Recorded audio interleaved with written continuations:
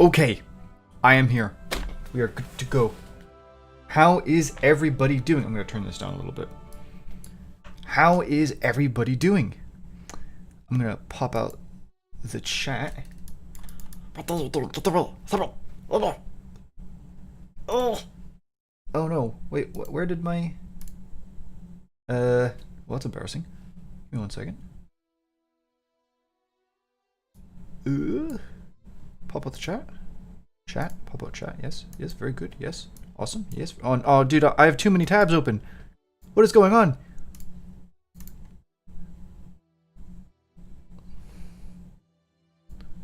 Wait a minute.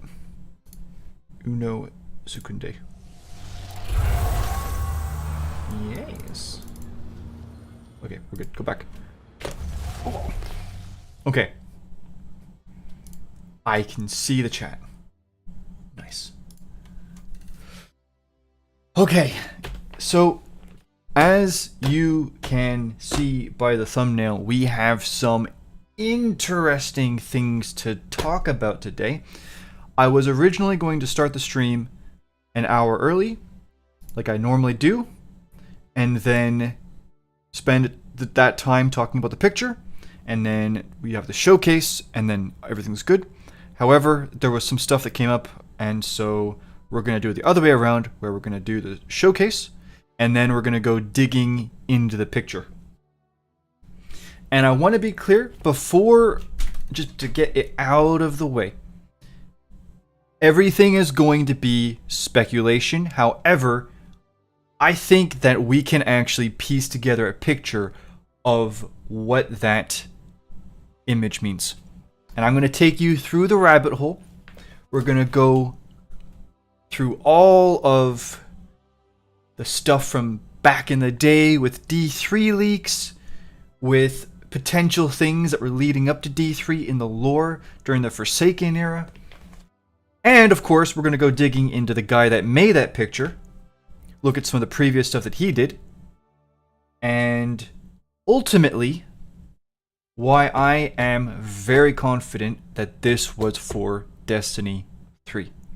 But we're going to do that after the showcase, which I am patiently waiting for. Speaking of the showcase, I am very curious to see and to find out what Pantheon is. If you don't know, on a Bungie blog post thingy, they mention a new, was it a new PvE challenge or something like that called Pantheon. I really hope that this thing is good. I hope it is something that is linked to the final shape in that it is setting us up for that. But anyway, that is the whole introduction out of the way. I'm going to talk to you guys until the showcase begins. To be honest, I don't want a new race, but a new enemy type. We've been finding tormentors making new aliens that feel unique, and we might just get the flood again. Well, I don't really, I mean, as much as I would like a new race, it's not that I want a new race, but I want specifically the pyramid race. And I don't believe that the beings you see in that picture are the pyramid race, for the record, and we will get into that. Felix, you can stay for as long or as briefly as you like, my friend. I am just happy that you are here. Hope you're having a great day. Hope everybody here is having a great day. I love Tormentors. Their design is peak and unique. I think their design is pretty cool. Yeah, it's definitely better than the Subjugators, in my opinion. How you doing, Ringo? You just got jump scared? Yeah, I hope you all had a great Easter as well. Is that official art? It is official art. Yes, it is. It is 100% official Bungie watermarked art. Riven. Do you know what? I actually know what you mean, and I kind of saw the resemblance there as well with like the holographic type of thingy going on. Yeah. We're gonna fight a walking nuclear warhead. You think we'll see the final shape stuff next week? I think that if we don't get a trailer today, we should get a trailer next week. Yes. I think so. And I think Yeah, I think it has to be one of those two dates. The new race should have come in Beyond Light. I agree 100%. I actually understand why they couldn't, though. I have had conversations with people about, like, what kind of really went on with Shadowkeep and Beyond Light's development, and I don't think they could have, even if they wanted to. That being said, it definitely contributed to the quote-unquote climax of the Pyramid's arrival really being a letdown. And at the same time, I think that we're at the point with the final shape where we really do need a new race, in my opinion. I think that, again, if you told me back in the day that when I finally got to go inside the Traveler, I'd be fighting Hive and Taken. Ah! I really want them to have encounters with both Tormentors and Subjugators. Do you know, I actually was thinking that, Delta. Like, we didn't see any Tormentors at all in the Final Shape showcase. And yeah, they really, dude, can you imagine? They stick you in a room, and then you have a Tormentor charging you constantly. And then you have Subjugators, like, in the back, kind of walking around the edges of the room, shooting, like, stasis and strand stuff at you. That'd be such a hard boss, man. I mean, it's not like one boss, but you know what I mean? It'd be, like, a really hard... It's like, that one area in Doom Eternal, where they make you fight two... What are the dudes called? I can't remember what they're called. What are they called? Marauders, that was it. They make you fight two Marauders at the same time. Kind of reminds me of that. Some of the buildings in the art look like the Ziggurat from Beyond Light. Yeah, it's. I think that it leans far closer to the older art style, which makes sense because the art was probably made between 2018 and 2019. So, yeah. Season of Arrivals was peak darkness for sure. 100%. We got 3 minutes left. I think Tormentors will be present in the final shape, but they... Cryo, I am going to put your message in Google Translate, and then I am going to respond.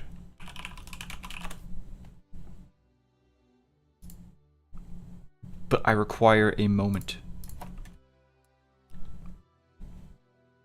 What else do they have to show? All I can think of is the armor. Yeah.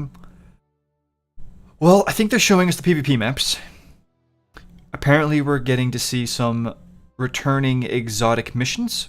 People think the Whisper mission and Outbreak.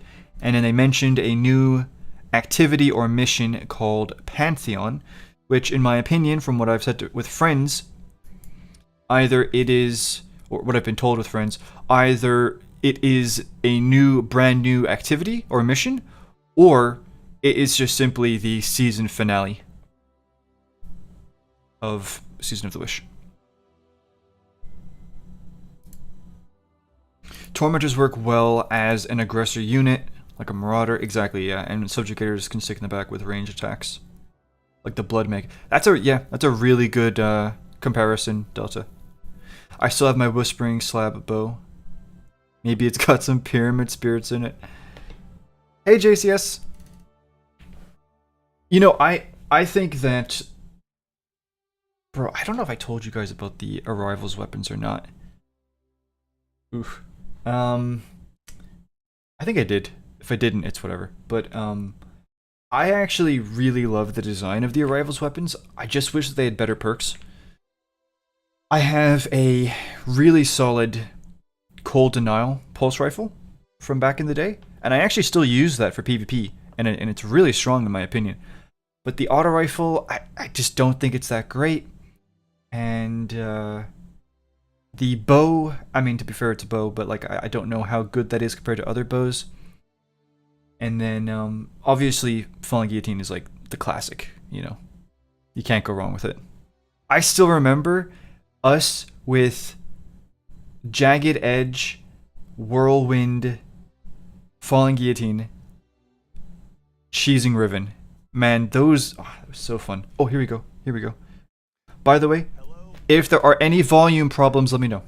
Welcome to our third of 3 developer live streams to talk about all the cool stuff coming up with Destiny 2 Into the Light.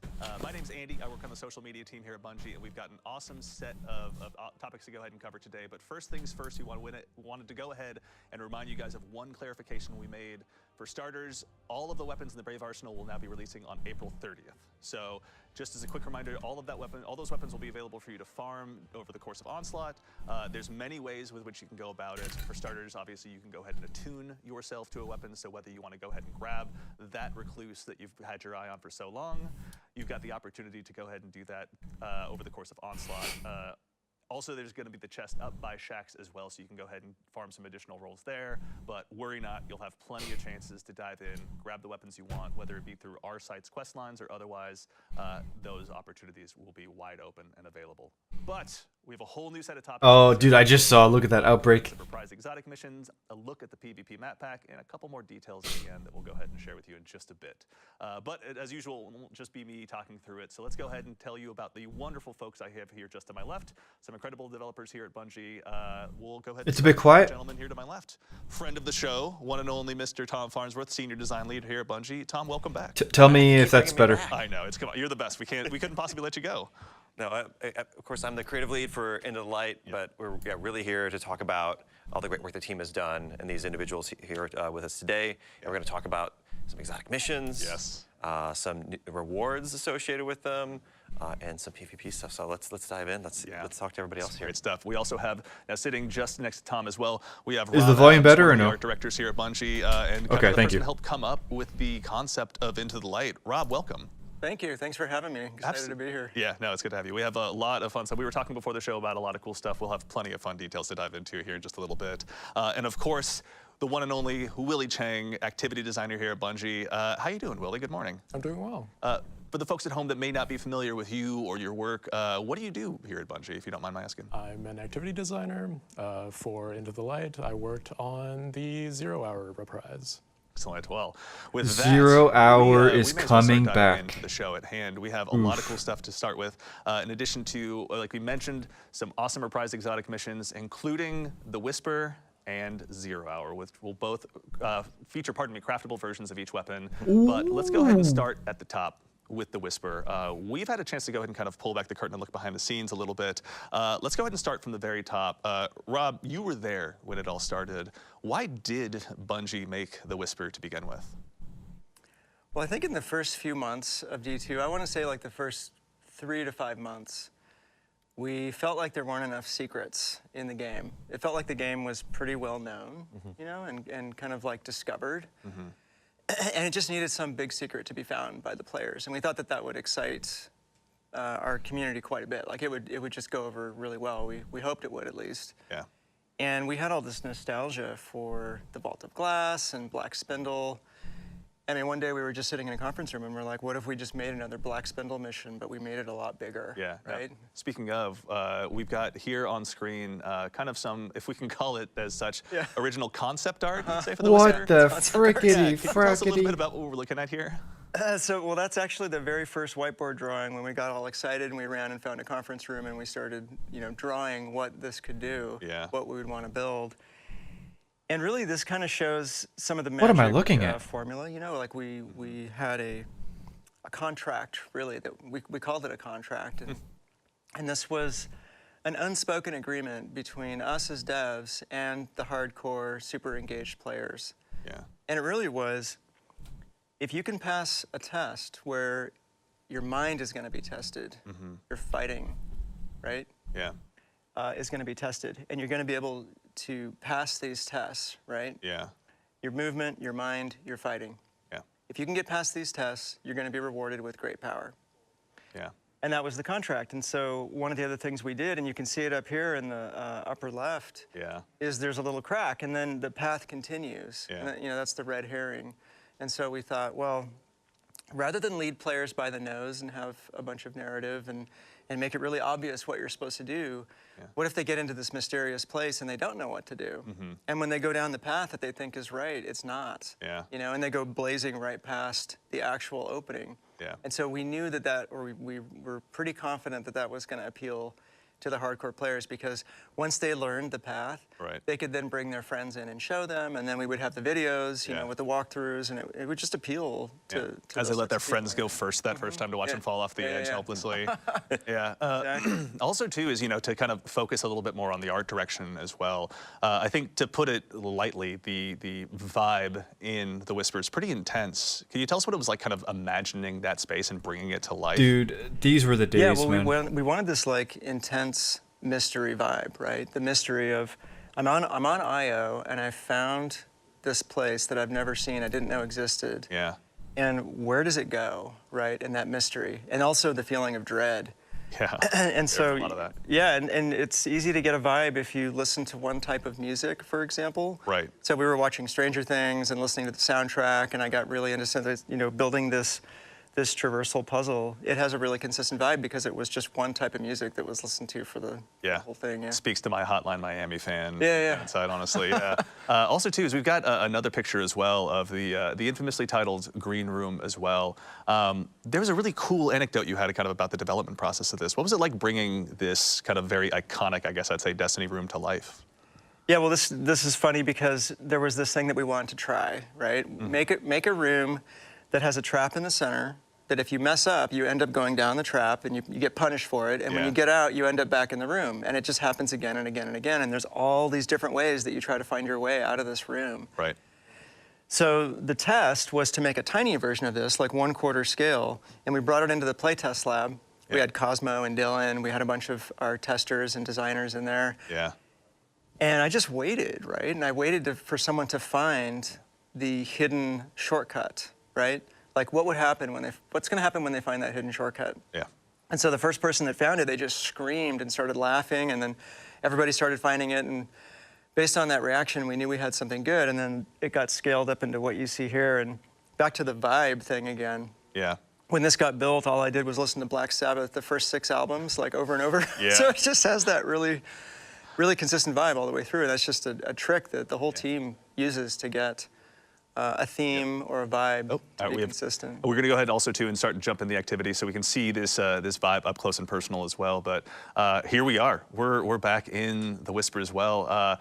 Really quickly, too, off the top, Willie, when it comes to, you know, bringing these encounters forward, bringing them to the modern era of Destiny, what were some of the bigger challenges that you'd say you have to overcome in order to make sure that they were fitting for today's sandbox? Bro, Yeah, so it's weird seeing this sandbox-wise, again. Players nowadays pack It's a lot really more power weird. than they did before. People can clear entire rooms of ads from these activities back when they were in their original state. Yeah. Just like extremely quickly. So we had to beef up the number of combatants that are in these encounters, and later on I might talk more about additional tuning that I've done on them. Totally, yeah. We can come back to that in a second. But I think also, too, really quickly, you know, back in the day, there was a very bespoke way of getting into The Whisper. You had to kind of hang out on IO, wait for this mysterious portal to come up. Yep. But we've made some changes to that as well, I think you were mentioning before we hopped on the air. Oh yeah, I mean, I was a victim of it, right? We had the public event with the RNG, and you had to wait for the right one. And you know, one time I tried to take a coworker through on a Saturday, and we spent like 7 hours just trying to get a few runs because of the public event. And, Right. And that we just had to change that, right? And the team was excited about having a new, you know, benefactor, a new character that you go and talk to. So you'll be talking to Eris Morn. Eris Morn is going to tell you some really cool stuff. I don't want to give it away. Smart, yeah. But you know, you're not going to have to deal with the frustrating trigger to get in anymore. Excellent. No, that's always good to hear. Giving a chance, especially, you know, if people are going to come back in here multiple times as they kind of build up their craftable exotics. Obviously, a pretty key component. Also, too, is, you know, I think it's worth mentioning that this has undergone more changes than just the combat landscape. Yeah. For the veteran players who are coming in here, folks like myself that have maybe kind of had a lot of this committed to memory, how have you gone ahead and made sure that it's fresh for those veteran guardians out there? Yeah, well, the goal was, how is this going to be exactly what you just said, right? Like if I've played this 10, 15, 20 times, I've guided people through, maybe I've made a video about how to get through here. How's it going to speak to me, right? Like what's going to be cool for me to go in and do it again? And that was the goal that the team had. And when we knew we were going to do this, I made my own list, right? Like I was like, we're going to change this, we're going to move that, and I was really excited about it. Yeah. So Tom was in this meeting. So I show up, and there's like, you know, 15, 20 people, and they presented this whole plan. and I had my list all ready to go, and I was gonna wait. I was gonna listen to all the proposal and everything, and then start giving ideas and stuff. And when they finally finished presenting this plan for how to update this thing, I just deleted my list because it was like, it was way bigger and way cooler than anything that I'd come up with. Yeah. It's just so neat to see like a fresh take on it. So if you think you know where the chests are, if you think you know where all the secrets are, if you think you know where all the surprises are, you don't, because they're different. All those old guides and all the old walkthroughs, they're gonna have to be remade. Even though I'll just give one away. When you first get in, there's that first secret chest room on the right. Right. The anomaly has taken care of that. It's not there anymore. Anomaly has taken care of it. There's So more surprises. to the Steam guide writers, to the game facts writers, to the folks making their YouTube videos, a revision 2 is going to be in order sometime soon. Oh yeah. By the sounds of it. Yeah. That's really exciting. Also, too, is you know, are there any other changes that you guys are particularly excited about when it comes to the Whisper? We're going to move on to 0 Hour here in a little bit, but you know, before we conclude our journey here, Willie, actually on your side, are there any changes in particular that you're excited about with this updated version? I'm excited about the way that the boss fight has changed for this activity. Interesting. All right. Well, we'll leave that to folks to go ahead and discover on their own when it comes to the launch day of the Whisper. But yes, this is a first look for the folks out there who are looking to go ahead and make sure that they're ready on day 1 to go ahead and add another craftable exotic into their collection. Yeah, I actually don't the know Whisper is about going to be the there lights. for you, but we don't want to spoil all I know of what it. you mean, but You'll I'm have not it in too your sure. hands soon enough. And also, some folks out there have already had a chance to play it, so we don't want to go ahead and uncover too many of the mysteries. Up next, we've also got, obviously, another iconic one, 0 Hour. Let's start from the top. Can you explain, Rob, the concept behind Trevor? You've obviously got an homage to him on your... I have my shirt. Yeah. Yeah, absolutely. Can you tell us a little bit about what this original concept was? So Trevor was really inspired by this. There's this Japanese game show called Takeshi's Castle, and it's been around a while.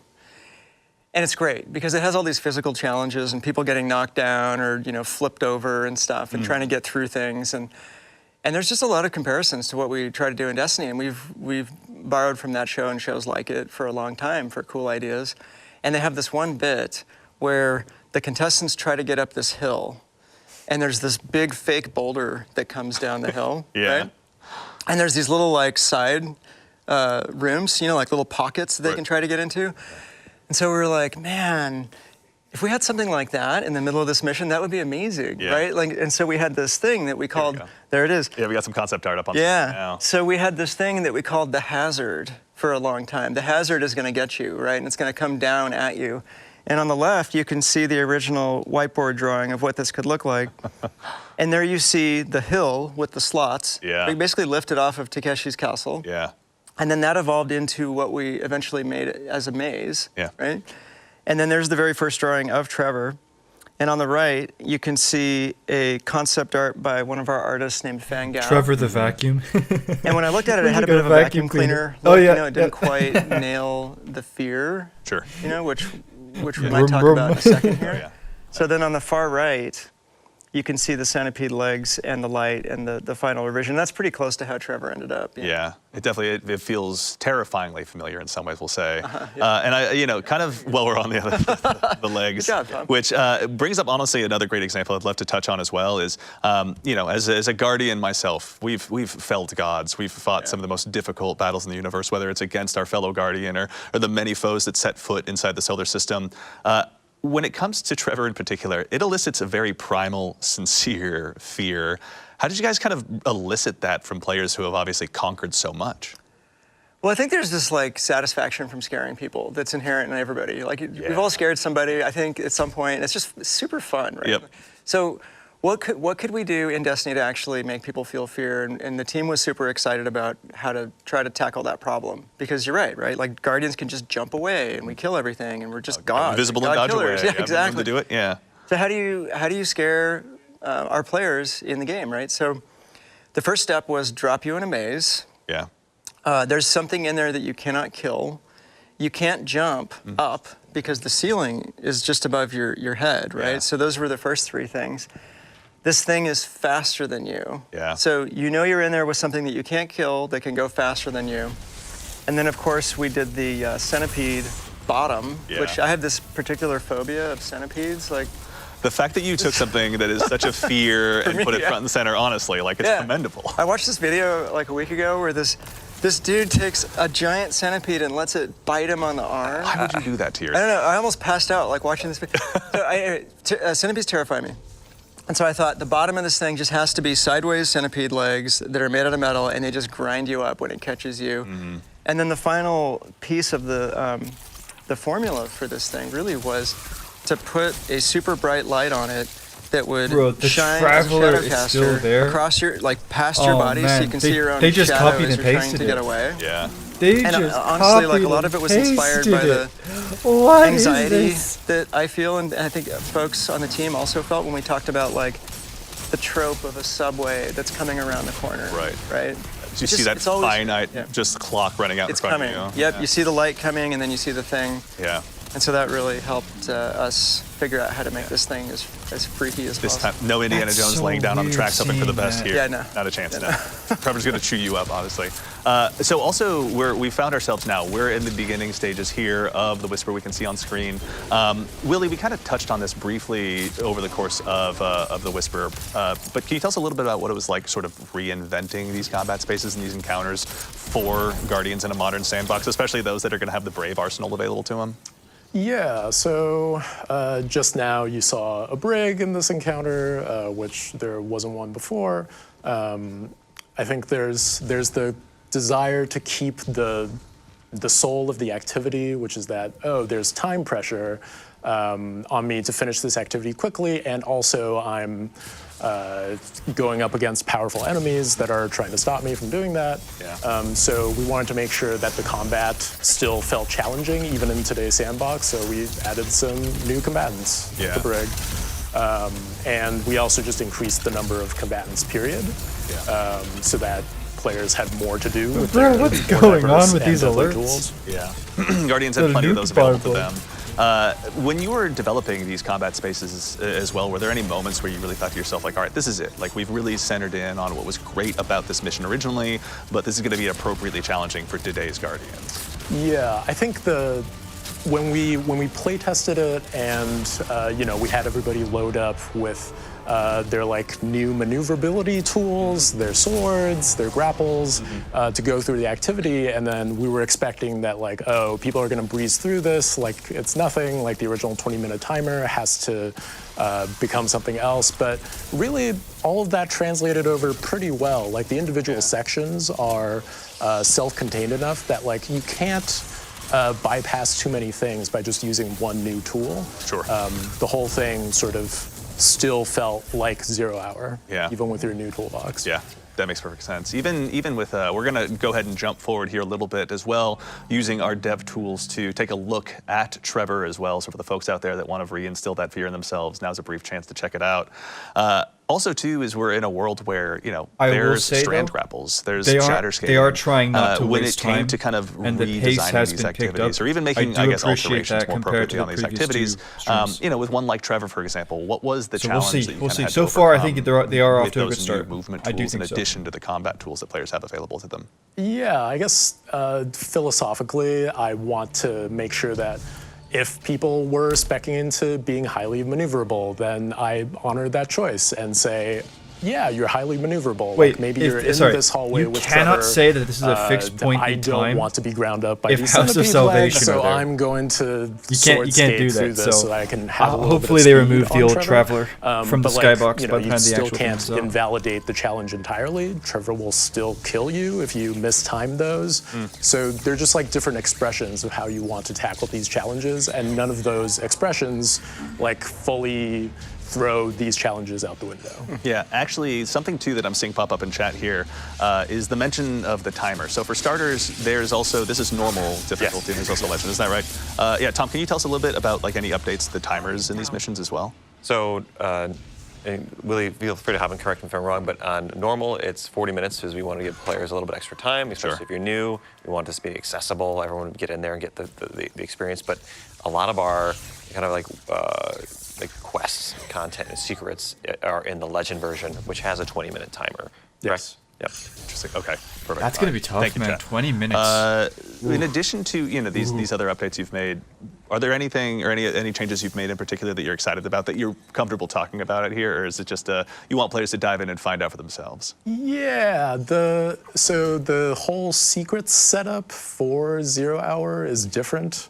So, previously we had key cards. Those have been replaced by another secret system that you'll just have to find out more about for Perfect. yourself. Excellent. And I'm also proud of the boss fight in this That's right. activity. Yeah, we'll hold that one close to the vest. Players will have a chance to see that on their own and see Willie's hard work in person very soon. Now, as we mentioned at the top of the show as well, there's going to be craftable versions of these exotics, and we're going to check them out. But there was one more example that I wanted to ask you about, Rob, in particular. There was some discussion briefly about the acronym that is Trevor. Could you tell us what that stands for? Yeah, I'm gonna tell you, but Yeah. I had to open my phone because it's like impossible to remember that. We all have our notes. Yeah, it's part of the game. So early on, the team, we just realized we had to figure out an acronym for this because we loved the name Trevor because it was paradoxical. I went to school with a kid named Trevor who was the nicest kid in the entire school. Just nice to everybody to a fault, right? So I always thought like Trevor is just the nicest name. And so paradoxically, here's this evil thing named Trevor, and we thought it was hilarious. But once we alphanumericized, is that a word? Yeah. Once we made that, we had to come up with the acronym. So the one that I had was Tracking Robotic 3-Vectored Reducer. Because it reduces, right, Tom? It's like it reduces you, yeah. But that was our internal acronym. Yeah. And so when we went to Guardian Con and we did like a fly-through or like a walkthrough. Yeah. And so the community team thought that we should let the fans of GuardianCon decide what the actual acronym for Trevor was. And so we had like the 5 different examples, and my tracking robotic was in there. Oh, right? yeah. That's one of the things. I was like, please pick mine, please pick mine. Yeah. And so at the end, what they decided on, and they decided by loud applause, and it was like very obvious that this is what they wanted. committee had Oh yeah, spoken. it's like very obvious. Yeah. What they decided on was tame, relaxed, triple vac roommate. So that's the official name for Trevor. That's it. It's The codified. acronym. Yeah. Thank you very much to the denizens of GCX. Thank you very much for your hard work and letting us know exactly what Trevor should be called. That's really cool. I wish I'd been there for that. Okay, now we're taking a quick look at the craftable exotics as well. We're going to go ahead and start with Whisper of the Worm. Tom, can you tell us a little bit about what players who are kind of going to go ahead and facilitate their own play style? I or wanna really build hope a they Whisper make all to their Whisper own? great again. What are they going to have to look forward to with all this? Yeah, even before we get into the crafting, like I've got my notes here from Chris Proctor, so You're the I'm man ready to himself. go. Yeah, he's Right. sitting on my shoulder, helping me out here. And we wanted to retain the fantasy of both these weapons, of both Whisper and of Outbreak. And Whisper, it's a hard-hitting precision weapon where you're in the backfield. Like, and if you land your crits, you're rewarded, and you can sustain a ton of damage on a boss or enemies with a large critical area. Ogres will be felled. Ogres would be felled. Servitors stand no don't stand a chance. Yeah. And then with Outbreak, the fantasy is all about spreading the plague of Siva nanites. Certainly. And we'll be able to get to that in a minute. But So I think we're looking at Whisper right now. yeah, so specifically with Whisper and Outbreak, for both of them, with both these crafted weapons, they'll both have a craftable barrel, magazine, traits, and stock options. The barrel and magazine options will let you really push the stats around. So you'll be able to have a max stability Whisper if you want. Yeah. Which was really advantageous for a weapon that's about this hitting repeated critical hits. Certainly. In an area. And then specifically for the perks on Whisper, and both the perks on Whisper and Outbreak are things that by engaging in our secrets week over week, and both of these exotic missions, you'll be able to unlock them. And for Whisper, it starts off with Mulligan, which is the classic perk where if you miss your shots, they get refunded. But if you upgrade it, you can get Field Prep, which will give you more shots, which equals more damage. Yeah. And then there's No Distractions, which will allow you to keep under fire, hold your aim on your target better. Certainly. And there's also Enlightened Action, which is for more forgiving reloads. So there's, I think, a lot of options for players at different play styles and different skill levels Perfect. there. Yeah. And then just the cherry on top there with Whisper is that it's getting a reserves bump. So it's going to go from That's right. 18 in reserve to 24 in reserve. So you're going to have a ton of ammo to just like make it a sustained damage monster. Yeah. Which is, Yeah, is, no, is this super actually exciting. does So look ultra pretty good. precise players like myself look who never pretty miss a good. shot will have even more. Why are you guys laughing? Why do you? Sorry. Why is that funny? No, that's really exciting. We also we have Whisper the Worm in addition to Outbreak Perfected now joining the pool of craftable exotic weapons. Let's take a quick look at Outbreak as well while we're here hanging out in the Enclave. Tom, kind of, second verse, same as the first, same question. Can you tell us a little bit about some of the perks and updates that players will have available to them with their options to craft Outbreak Perfected? Yep, and so in addition to barrels and mags, it has its classic Outlaw perk is back. So you get your fast reloads on final blows, which works really well with Outbreak. It's all about also landing precision hits to either spawn nanites or to kill enemies and spawn nanites and spread that Siva energy around. Spread the plague. Spread the plague. And then the second one, though, that we're added here is Rapid Hit, which plays right into that. So like you land your precision shots, you get more stability, you get faster reloads. Then another new one is rewind rounds. It's hard for me to say. Fast, yeah. Try it out. Yeah. Which refills your reserves from to minimize your reload. So like if you're hitting shots, you're just going to keep getting more ammo, which is really like kind of interesting. Perpetual motion machine? No, perpetual death machine. So yeah, it's like do you want the reloads, or you just want to keep shooting? Yeah. And then there's also a head seeker, which I think maybe for PvP or for certain play styles where like you're less focused on your critical shots. That's something to think about as well. Right. In terms of catalysts, if you already have them, you're golden. You can craft those. If you don't, play the legend version of Whisper and 0 Hour, and you'll have a chance to get them. Very cool. So that's still in there. And then, as I mentioned, for unlocking these new intrinsic perks that you can slot in, there'll be like a 3-week mini quest line that rolls into the secrets for each of these. And Whisper is coming at launch with Into the Light. Exciting. And 0 Hour is coming in May. Perfect. Okay. So be a chance to go ahead and sink your teeth into 0 Hour for a while before you go ahead and change your attention and start unlocking another one of the storied exotics of old. Yeah. Also, it's worth mentioning that there are more than just the craftable weapons available as rewards in these missions. I am a little There's some bit sad tried and there's true ships. delay. Now, we were talking a little bit about this earlier, but as someone who still to this day wears 1,000 wings. You and me? Yeah, like we know the feeling of getting that ship and finally having that I was there moment. The ships are making a return as well, isn't that correct? Yeah. Okay, so for both Whisper and for 0 Hour, they're coming back. Is it the exact same ship, or are there going to be changes on them? No, these are actually new assets, right? They're new ships, so they won't be the same. They won't sit in the same spot in your inventory, and they are updated to look really cool and new. And I think they're exciting, especially we took the old scrap drifter ship that was, I think. Not really loved particularly by the community because it was literally scrapped together from spare parts to get built, and so we did a really nice pass on that. So it's inspired by the look of Outbreak Perfected, and I think it looks great. I think the community is going to love it. Yeah. And then we have the Whisper ship, 1,000 Wings. It's got a new design, Dude, so you'll I still used have to your old use that 1,000 ship Wings. so much. And if Such you a have that beautiful equipped, players are going to know that you're OG and that you got it back in the day. Oh, yeah.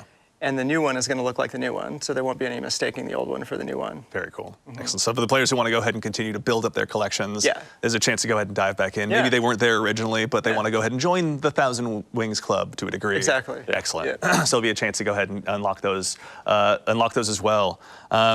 Excellent. Well, I think we are actually about at the point of the show we're going to go ahead and get ready to rotate over to the PvP map pack. But for starters, let's go ahead and make sure we thank our incredible team of playtesters here. I going want to ahead and see showing the off pyramid missions map. for us. I want to Ashley, see it Peyton, so and Michael, thank you all so much. Really excited for that. There we go. We're getting some waves from the backstage.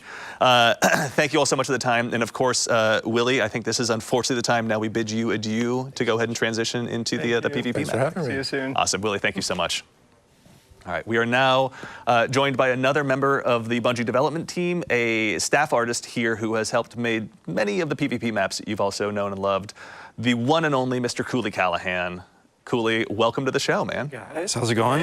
Good to see you. Thanks for having me here. Absolutely. It's been so long. Yeah, it has. It's been a minute. Look at us, right? Who would've thought? Yeah. That's, full circle. Yeah. Now, we were talking a little bit before the show about Cooley. I'm going to go ahead and do us all a favor and put Cooley on the spot to a degree. Rob, we were talking a bit about Cooley's history. We were. Here. Can you tell us a little bit about the man sitting just to your left, the contributions he's made to the PvP pantheon? Yeah, well, one of the things that was really important for us was to make sure that the strike team was stacked. that we had the best designers on the strike team. And so Cooley is certainly one of those. He's a 6-year veteran of the PvP team who's shipped over 11 maps. Yeah. A lot of them are fan favorites, and I'm not going to steal any more of Cooley's thunder. I'll just let him talk about some of that. Yeah, it's not everyone's a banger. I mean, there's definitely some maps that people would want some words with me. But I We'll think, save that for later. But what are some of the just bangers? come find me. It's I think Burning Shrine, which is now Burnout. It's such a classic map. It's a Trials favorite. And then Midtown is another map that turned out really well. We built that for Countdown, but I was just chatting with another Destiny fan at the dog park the other day, talking about how well that map supports all of the different engagement ranges, which is definitely something that we try to do. We try to create places for players to use their favorite tools. Yeah. Now with the maps, we're going to be looking at 3 of them today with kind of a primary focus on, you were mentioning earlier, I think it was the 3v3 kind of competitive side of things was sort of the focus for these maps? Absolutely, yeah. I think early on, a lot of the direction that we got was we wanted to bolster that competitive gameplay experience with new maps, tweaks to the modifiers of some of the modes. And so we, in our play testing, really focused on the competitive playlist and really centered and put those experiences at the forefront. And then, all Destiny maps, can suit a variety of modes. So we also made sure they worked elsewhere. But for the most part, we really did want to provide new experiences and just breathe a little bit of new life into the higher, maybe a little bit sweatier gameplay. So weird how you were staring directly at me when you said sweaty, but that's fine. We'll let it go for now. Actually, briefly too on that topic before we kind of go into the guided tour of these maps. Having had so much time to sort of be a part of building the tapestry that so much of our PvP happens on, what were some of the key lessons that you've kind of taken away from having built those maps and seen them go through everything from trials to quick play and bringing forward those lessons into these maps? Yeah, I think one thing that is always at the forefront of our minds is, trying to strike that balance between, providing the playground for players to express themselves and express their Guardian and their play style. The anticipation So a lot of is verticality, killing a lot me. of movement, and then balancing that with making sure players understand where they're want getting to shot see it. from, and Please show creating me. a satisfying PvP engagement that doesn't leave players, cursing the map or, feeling like they don't understand why they died. So we want to make sure that like players disjunction. have, we want to provide a choice for players that's, always available to them to riff and to work with their team to, use the map to their advantage. So it's a balancing like a complex gameplay space that allows a lot of movement and freedom without, opening it up so much that you're not understanding, like, geez, I can get shot from so many different places. Certainly. So we really, it's a little bit of back and forth. We'll open it up, we'll try some things. Especially this time around, we tried some stuff and got into the weeds a little bit. But I think that's all part of the discovery process of finding the gameplay that we want to create. And so we go a little further, maybe too far in the openness and Swiss cheese, and then we bring it back and make it a little bit more focused and really dial in the engagements that we want. That's awesome. I mean, speaking of getting in the weeds, there's no time like the present. Shall we go ahead and dive on in? Absolutely. Excellent. Cool. Diving on in. All right, we got the first of 3 maps to go ahead and show off. This is the we have one on Europa, one on Neomuna, and then one on one of the pyramid ships in Essence, I believe. That's right. So this is the first one. This is here on Europa.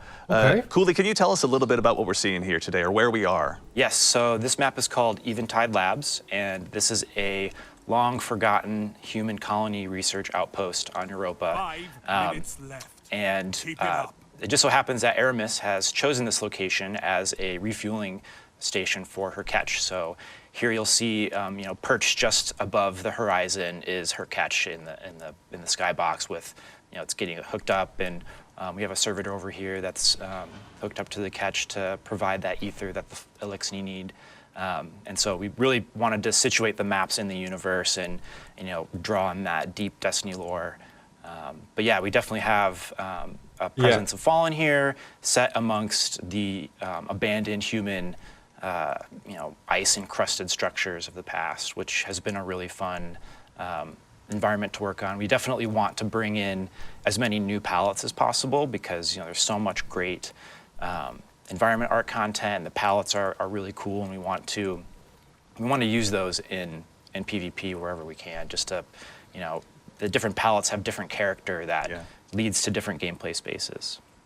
Yeah, me too. Also, I when agree it with comes to kind of finding these maps of place in the world, Rob, having kind of looking at these through an artistic lens, what were some of the challenges or even kind of exciting opportunities potentially of finding, I think it's a new cool map. places for these maps to live in the more modern era I of like how Destiny it's that we've all been experiencing more recently? enclosed in the ice. Well, we really It's wanted to really make cool. sure that when we do an update like this, it's a major refresh. That's to the, really cool. To the map rotator, right? Like we're adding quite a bit of variety here.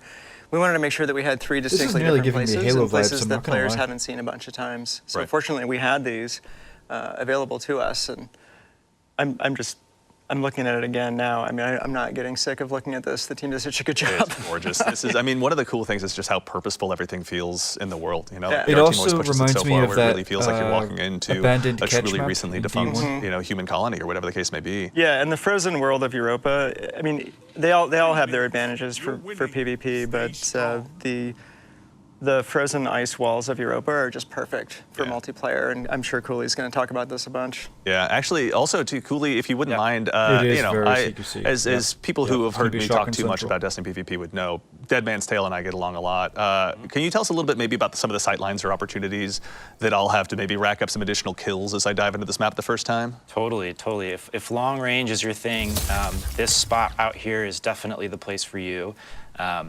There's one spawn that happens for one team over by C and then one over by A. Actually, So this is kinda in reminding these me of Burning competitive Shrine. Modes, This if you've got outside an area? objective out here, This is this giving sight line me is really very important strong to lock down. Burning So this is Shrine the vibes. This is a spot where you're gonna have two This is teams very poking and peeking each other, and then rushing over here to try to get to this zone and lock it This down. is very And, similar to Burning Shrine. If you're rolling with that long range kit, you can hang back and sort of lock Like, down this with the airspace way here everything so is that situated? you can provide cover and maybe support your team from being harassed down on this point. What do you guys think?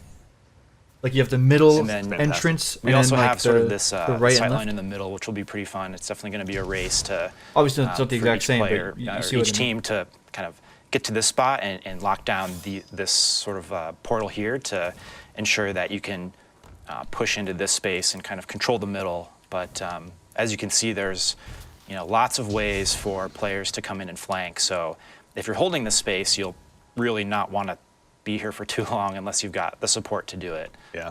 Make sure you throw those grenades right off of the True. rip, basically, when you're coming out of spawn to try and Yep. conquer that territory as best you can. Yeah, one of the things I love about these ice caves is, That's it cool. provides a lot of opportunity for grenades, like trip mines, and to bounce things off of the back true, of yeah. the walls. And the shapes here are just That's really gonna be fun so to play annoying. with.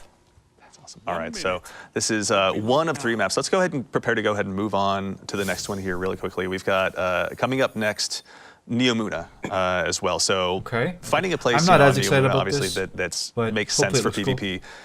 Probably seems pretty natural, Yeah, honestly, Thieves given Den. just like Yep, how yep. rich and vibrant and exciting of a place it is. What was it like, even starting from an artistic Yeah, it standpoint does on look this sharp. map, Rob? This was a really exciting map for the team. It's a shopping/entertainment center for the Exos on Neomuna. And, Yeah. Wait, a so there's a lot shopping of really fun center for the Exos? decoration, and the spaces have a lot of character to them. There's a lot of recognizable Exo things, Walmart. human scale things that look relatable, and we don't always get that in all of our palettes. And so this is also an opportunity for us to have a really clean architectural map that has a lot of Okay. crisp edges and very flat floors. So all of definitely the more I mean, competitive I heard him say players and the Exos. sort Maybe of he the didn't more say it. PvP diehards, they really take to this map, and it's an instant hit.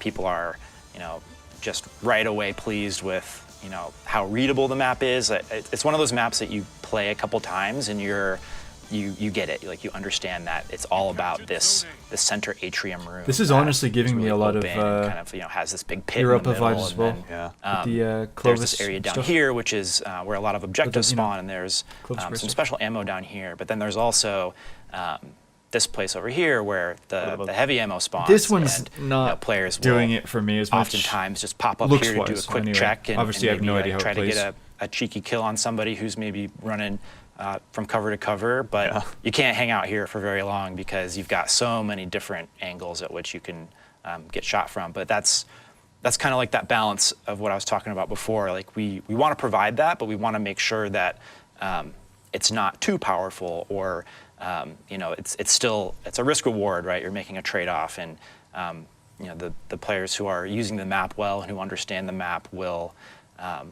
be able to use it to their advantage. Yeah. It looks like Actually, Reach. also too, to kind of focus on the readability. I think you're right, man. I remember Coconut overhearing some Mall, discussions the map. with you designers talking about the clean zone in PvP. Can you tell us a little bit about what that is and how it kind of helped inform This the is an design of this map? asylum risk. Yeah, definitely. I think Oh. the clean zone is something that Oh. a lot of developers really use to I'd have to think about that. Yeah, okay. create this space I'll keep my eye on for it. the player to pop, right? To like really stand out from the environment. And so for The us, it's about where the fish. player's head height is. And this map is The just one of the examples of how it can really provide for a good PvP experience to have this sort of mark on the wall where you can kind of expect players to reside in. Yeah. Till they jump around and strands suspend you in the air, and you're just left there cursing the heavens for a little while. Yeah. Maybe I'm speaking on my own behalf. This is looking fantastic. That's actually this is, pretty I will cool. say, one of the maps that, having done a little bit of play testing myself, little I thing still you have to can give you hop on. credit for perhaps one of the most diabolical heavy weapon spawns, or heavy ammo spawns, rather, I should see, in any PvP map. Like the sheer Yeah, amount of that's risk disgusting. reward that goes into just making your way safely, or so you think, out to that particular territory. Right. As you guys were even building that balance in of these consumables on the map, Cooley, what was it like sort of having that process evolve or grow? Yeah.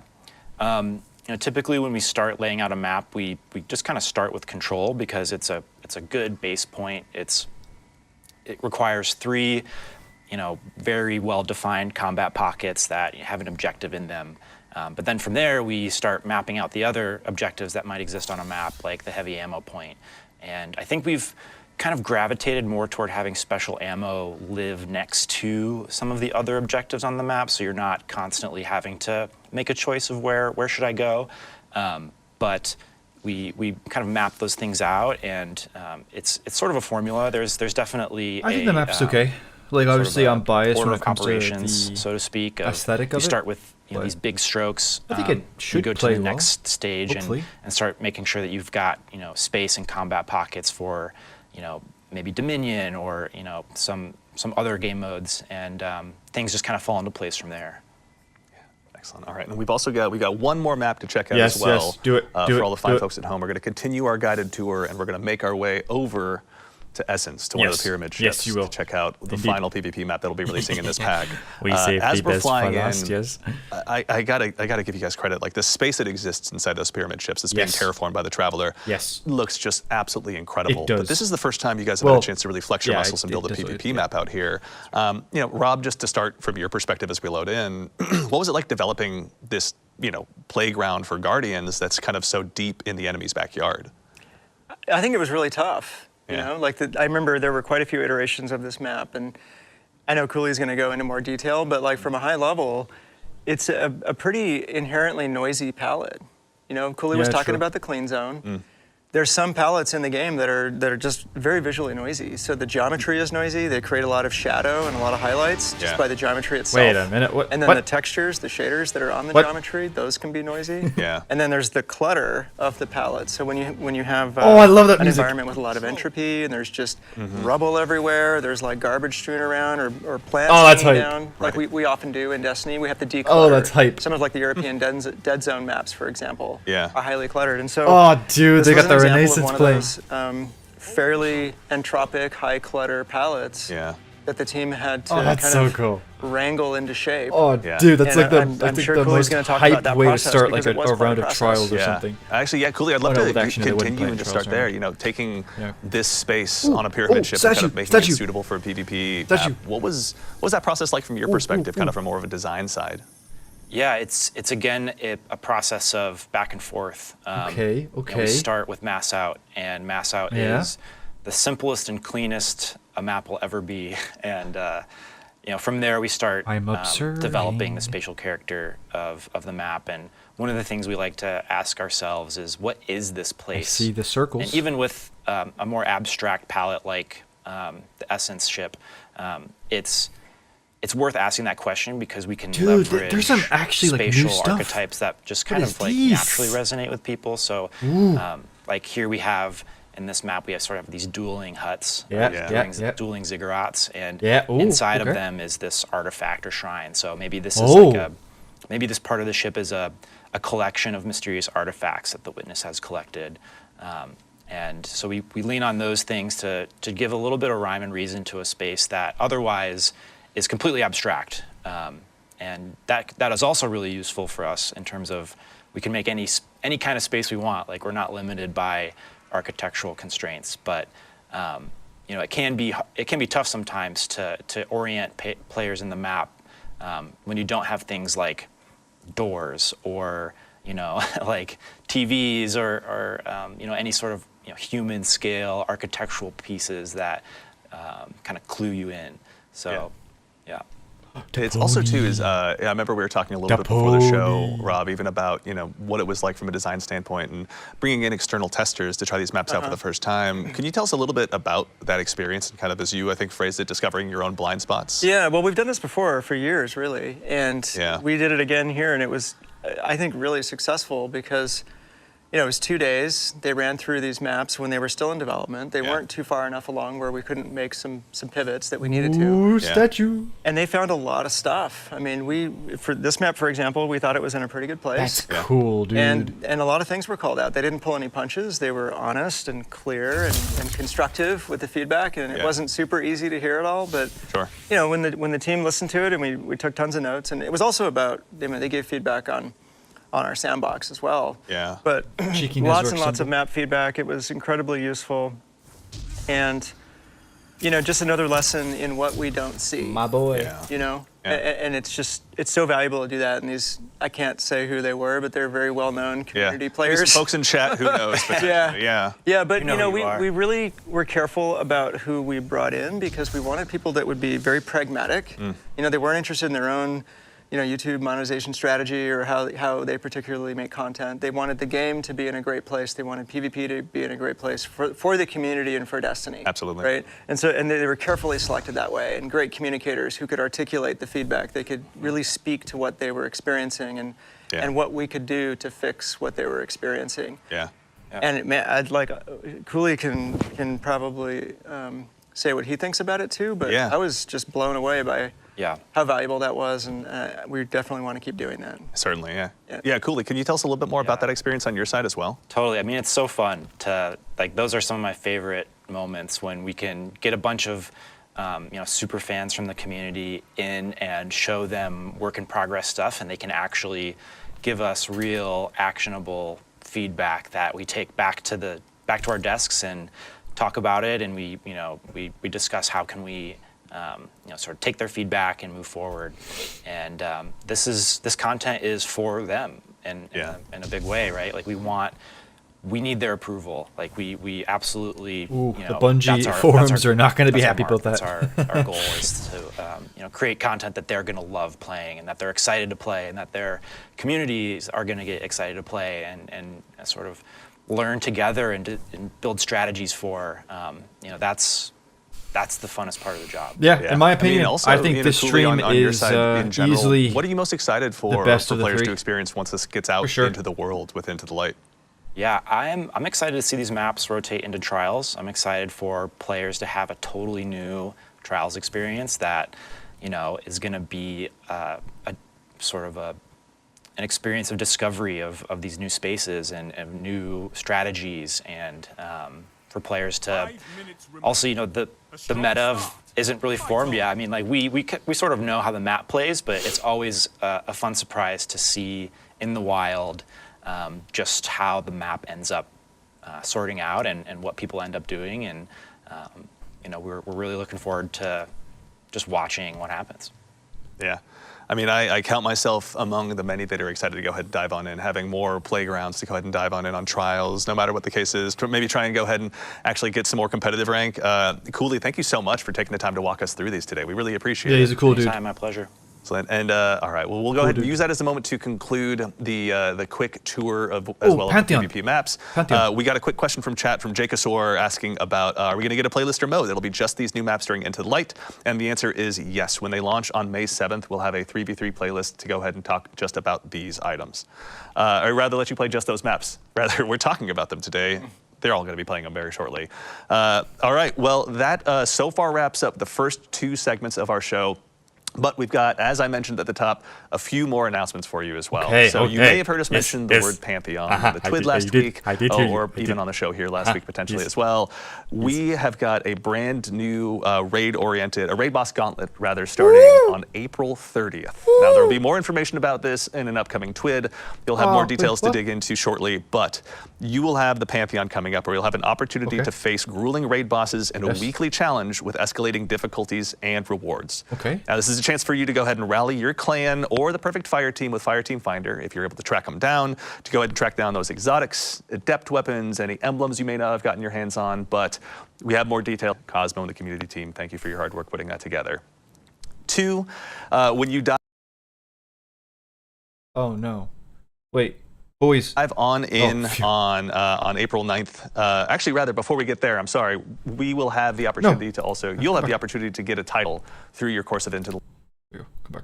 No. New title, Brave, as well. So make sure, go ahead and get those big challenges bit offs. That way you can handle them as early as you possibly can and let the witness know that you're on the way.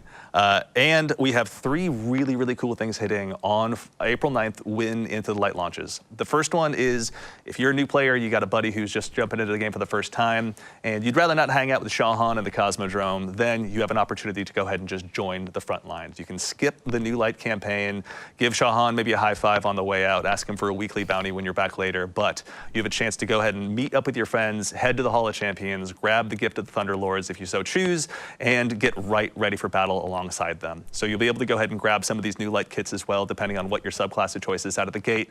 But your barriers to dive in with your friends have never been lower. There'll be a chance to go ahead and dive on into everything you're seeing within the light here. Also, we have a couple more things. We have some questions in chat about this as well from Idzepski and Atlas Live TV. But on 4.9, you'll have the opportunity to also change the way your character looks. So you'll be able to go ahead and change your hair if you didn't like your haircut. If you want to go ahead and change your face paint. If you want to go ahead and risk it to be one of those guardians who goes helmetless in the tower. I'm not sure if I'm brave enough, but I know many of you are. Your chance will be arriving very soon with Into the Light. And there will also be an opportunity to change your name. So Guardian 4681 out there, with the launch of Into the Light, we're also going to give you 1 more name change token. If you already have yours sitting around, I believe you have 2, but our friends in DPS will be able to answer that question for you. But you'll have that chance as well once Into the Light launches. Now, there's a lot, but we also have 1 more thing for all of you. Next week, we're going to be joining you again for a special developer preview of some gameplay for Destiny 2: The Final Shape. Yes. It'll be here, wherever you're watching live, you'll be able to go ahead and watch it on April 9th at 9:30 a.m. Pacific. Where you'll get a chance to basically, again, get a look behind the scenes. The developers have been hard at work for some cool stuff that you are definitely not going to want to miss. And over the course of that show, Twitch drops will be live. So there'll be another emblem, which you can see here live on the screen, that'll be available after about 15 minutes of view time. If you haven't gone ahead and also unlocked the emblems that you got as a result of this show, or that we're having available during the Into the Light streams, then you have a chance to go ahead and spend some more time unlocking those as well. But that does it.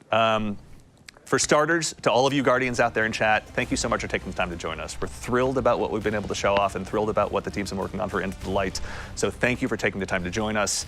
Chat, we see you out there having a good time, so thank you very much for taking the time to be with us today. Also, it goes without saying, but we'll go ahead and do so anyway, to the incredible team here at Bungie, building Into the Light, making all of this, the teams that you guys have been kind enough to represent. Thank you all so much for all of your hard work. We're nothing without the entire teams that we have here. Teams are obviously greater than heroes, and we're firm believers in that, and you're all great examples of that whole scenario. To our play testers as well that have helped us bring this show to life, to Ashley, Peyton, and Michael here behind the scenes, thank you so much for showing off some of the cool new content, and of course all of our guests, to Tom, to Rob, to Cooley, to Willie, to Noah, to Kelsey. I'm not forgetting anyone, am I? Chris. To Chris, thank you. To the one and only Mr. Chris Proctor as well. Thank you all for joining us. And now that is about it. So we're going to keep the stream here live until about 11:30, I believe, so you can go ahead and get a little bit more time racking up the last bits of those emblems. But this show possible, they have the challenge of making me look good on camera, so obviously their work is cut out for Hey, stop it. Come back. Come back. them. Thank you all so much for helping bring this show to life. And now, finally, we're going to go ahead and sign off. And reminder, Into the Light launches next week. But in the meantime, take care of yourselves, take care of each other, and we'll see you all Starside. Bye-bye.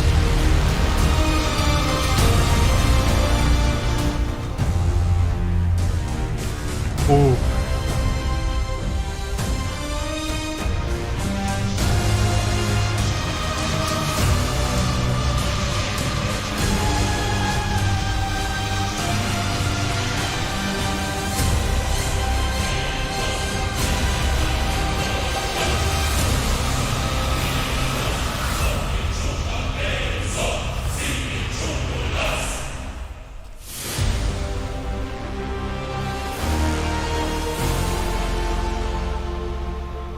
Ooh, boy.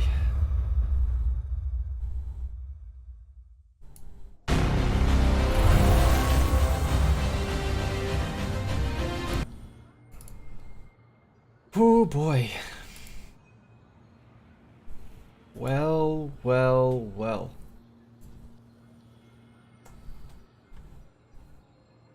That was more like it. Whew.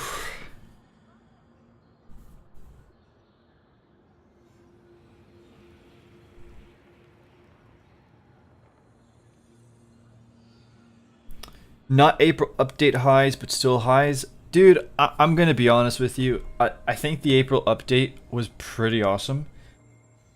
I understand they're reskinning a lot of stuff and they're bringing back a lot of stuff, but in terms of the amount of content, I do think this is more.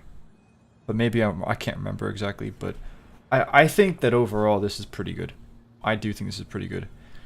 Do you know what I'm gonna do? Well, actually, do you know what? Just, do you guys think this was good or not? Do you think, so when I say this, I mean all the 3 streams, everything. Do you think that Into the Light is looking good? Or are you kind of like, eh? I'm curious to know. And while you let me know, I'm going to pull up the picture because it is time to explore it.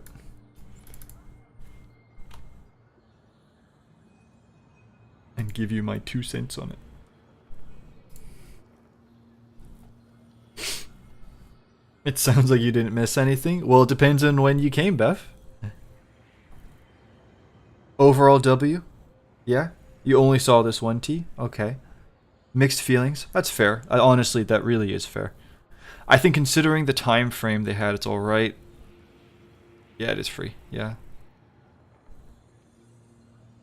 Yeah, Crash, I'm not gonna lie, dude. I think it's a little bit annoying how they hype it up last week. They tell us what it is, but they don't show it. I kind of wish they would just show it, but the winner is what you're waiting on? Well, you're gonna have to wait, man. And that's another thing, right? It's a last-minute update. It wasn't supposed to happen. They weren't planning on it. So, yeah. It was good. Something fun to do to hold us off. I think for what it's trying to do, I'd say they did a good job with it. The crazy thing is all of this is it's supposed to hold us off until June. I actually agree with you. I think for 2 months, you have all of the Into the Light stuff, and you have all the previous seasons if there's any gear that you want to go after, and you have the dungeons and the raids. There's actually a lot of content in the game right now, and with Into the Light, there's going to be even more. I think, unless you're somebody, and I said this last week, unless you're somebody who has maxed out everything, you've gotten like all the good stuff from the raids or the dungeons, or even if you can't do that content, like if you have all of like the season weapons, you know, like the crafted season weapons and stuff like that, unless you have maxed out everything you can do, not only are you getting the Into the Light stuff, but then you have the other stuff as well. So, the showcases have been so-and-so, but the Into the Light itself seems very solid. I will say, the first 2 streams, I really think they did drag on in the second half. Quite a bit, for sure. This stream, they didn't. This one constantly was going from thing to thing to thing, and yeah, no, completely well done. I really liked it. Yeah. I think that a subclass might be used to sell the episodes. I said this in a call. And I said that if they have any opportunity to put a shiny red subclass on the box of the final shape, they will do it. So if they have to choose between bumping up the subclass for the final shape with a delay, or just keeping it focused on the episodes, they will choose the final shape. Because subclasses sell expansions. Unfortunately, as we've seen in the past. But, yeah. But with all of that being said, I am going to now take us to the next part of the stream. And it's going to be good.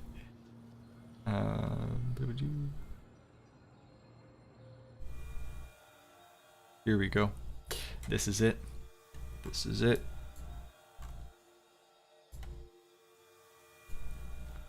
Do we have music? We don't have music. I'm gonna play some spooky. Some spooky.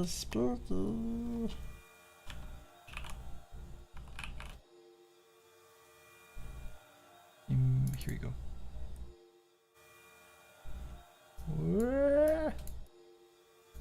Oh, stinky monkey. There we go. Okay.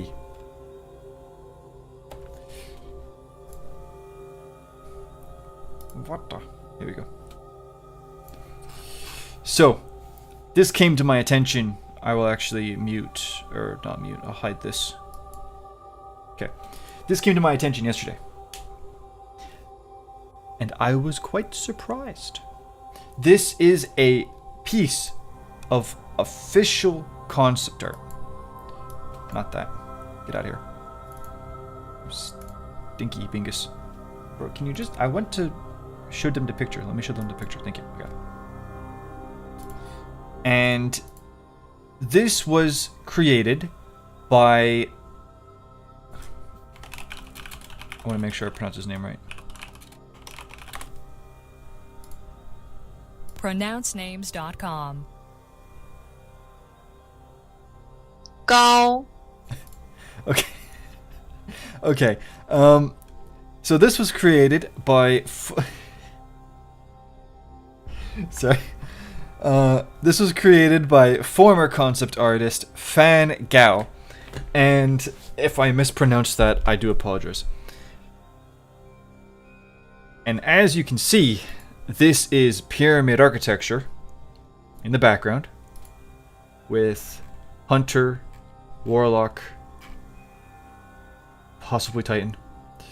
And we have this absolute Cthulhu Eldritch abominable staring at everybody.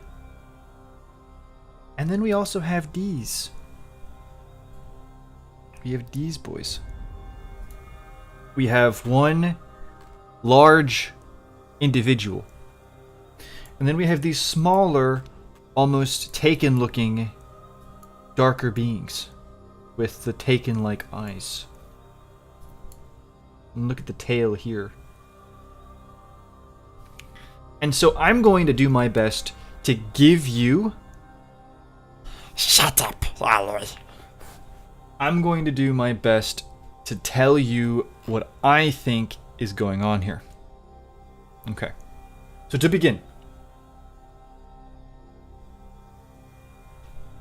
do not be deceived. It says, no, by the way, if the reason why it's blurry like this is because I upscaled the picture and it messed it up.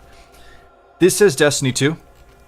I am very I am very confident that this was actually for D3. And I'll tell you why. So, the artist who made this picture worked at Bungie, and I was told this, but I also went and independently checked, and this is true. The artist worked at Bungie from 2017 to 2019. 2019 is a magic year, because 2019 is when a lot of people left Bungie, including like 99% of the narrative team, fun fact, but I'm not going to say anything else about that.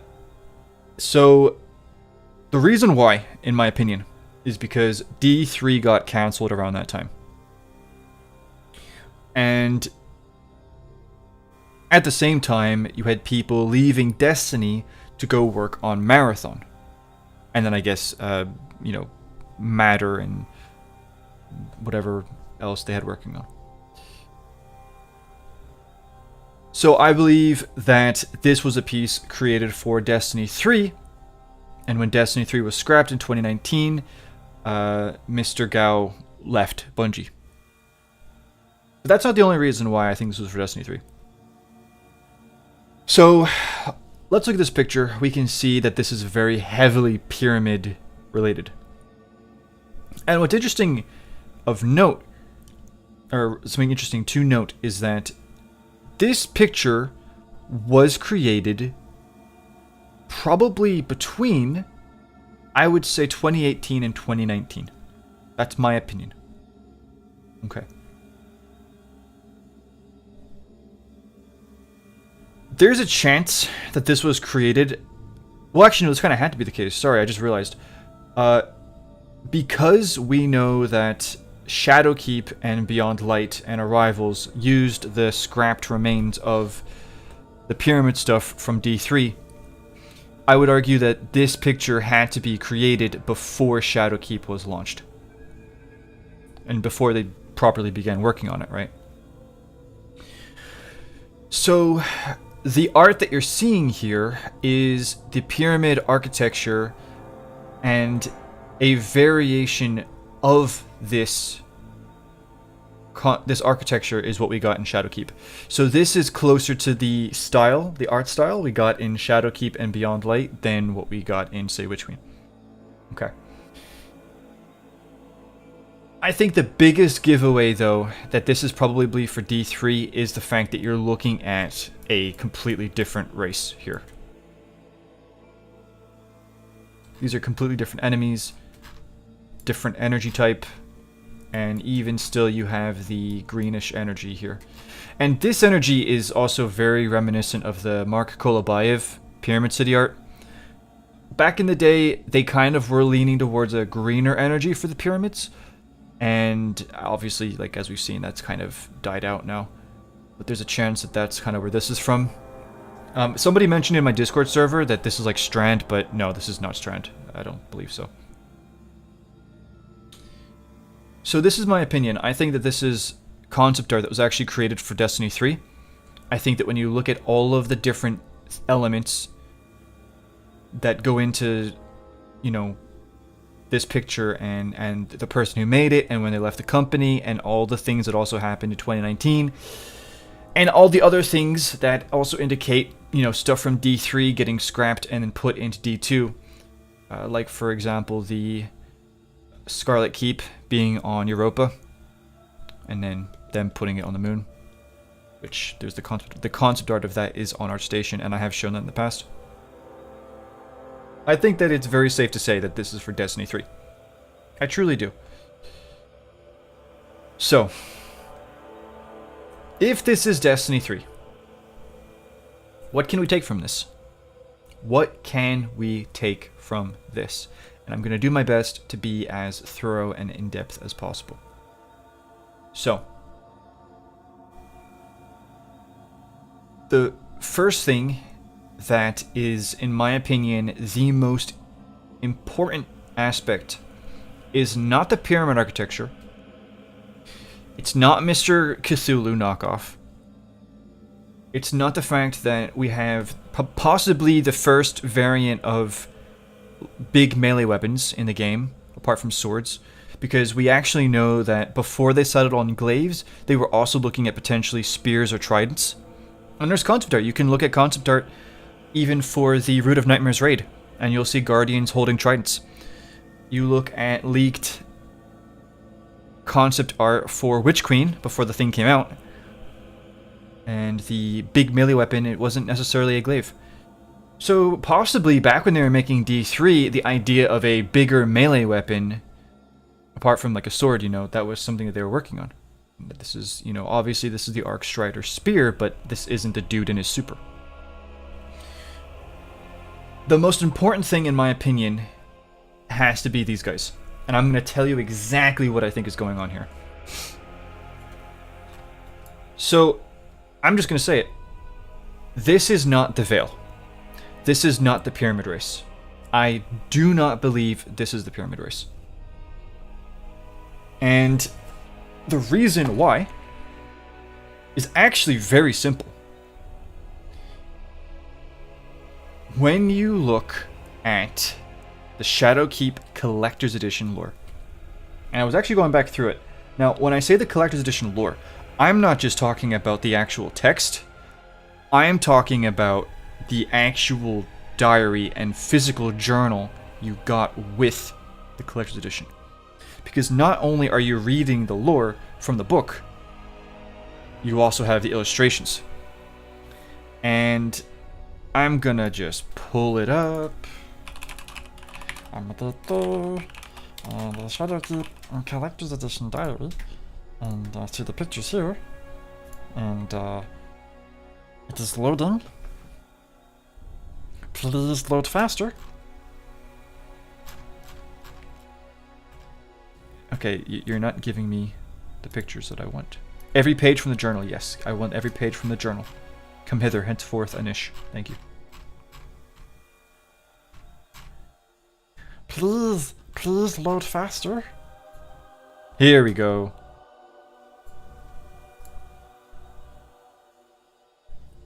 Actually, I'm just going to save this image real quick.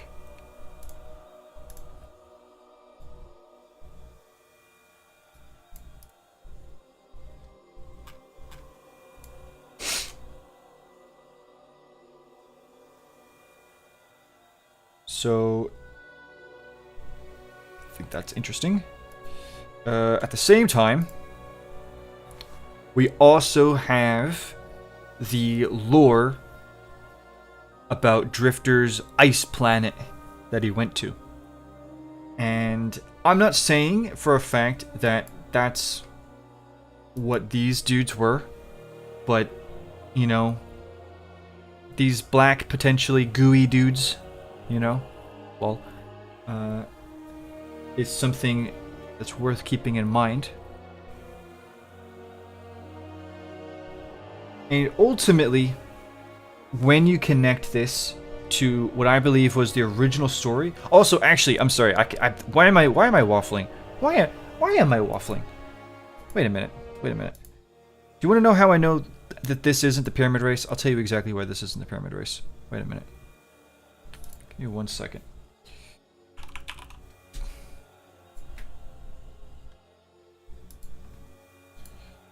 Because this was the Pyramid Race right here. There you go. These statues were probably made around the same time as that concept art. I wouldn't be surprised. And again, these boys never made it into the game, and I do believe that these were made for D3. I do. I truly do. So, the fact that you have these at the same time as this, I think it's clear that you're looking at two different races, right? So, this is not the Pyramid Race. So, with that in mind, what actually are these? And the question becomes, like, how does this fit into anything? Well, when I saw this picture, and I saw the smaller dudes, and I saw this, I immediately had, like, a realization moment about a certain leak back in the day. You see, back in February of... Yeah, it is 100%. Yeah, I agree. It is Cooler than Witness, yes. Back in the day, we had this leak. And I don't know if it's the American or the European dating system, so it's either the 3rd of January or the 1st of March. I actually don't know. Of 2019. And again, this actually would have been before D3 got cancelled. So this is when they were still working on it. Keep in mind, this is probably also around or before Penumbra came out, I want to say. And this, this is obviously has a lot of gameplay things that didn't make it like at all into the game, and of course they wouldn't, because it would have been for a brand new game with a potentially better engine and all that. I will say this. Excuse me. I'm going to take you through this leak, and we're going to immediately see that there are some story elements that they actually did keep and that came true. And we're going to see some other things that are a bit interesting. So the Darkness is actually a race of interdimensional beings known as the Veil. I do believe that this race were originally called the Veil. I do. And that's not even from me. That is from things that have been told to me by, say, Archival. Archival actually gave me 2 different examples of things that he found that indicated that the Veil actually was the name of the race. And I definitely trust him. Well, he literally found things in game, so I mean it's kind of whatever. But the storyline is about the second collapse. To be fair, this is kind of predictable. Like, okay. Essentially, the Veil want to use the light to resurrect the Formless One, and even in Anon the Nine. So Anon the Nine is a different leaker who had a very, very great track record, and allegedly he was getting so many things right that Bungie asked him to stop leaking, and so he agreed, and then that was it. We never heard from him again. He said that the leader, or the god of the Veil, was slain in a conflict with the light during the collapse. Again, you go back to the vanilla Destiny 2 cutscene, the Traveler's ancient enemy was destroyed by its sacrifice. So again, that actually adds up with Anon's leak and also this here, where they want to resurrect their leader. It's introducing a brand new darkness element. We've gotten our subclasses, cool. A brand new type of open world that focuses on faction-oriented gameplay between light and dark guardians. What if I told you that Gambit, the Drifter storyline, and the lore about dark guardians, like Sola, for example, and what happened with the Kentark 3, what if I told you I think that that was potentially building up this kind of choose a side, light guardians versus darkness guardians, in this almost like Dark Zone style gameplay? I do believe that that is what was being built up to, and I believe that this... Do they show it here?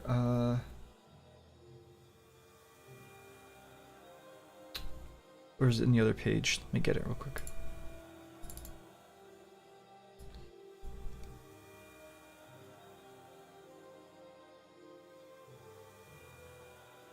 Okay, they don't really say it here.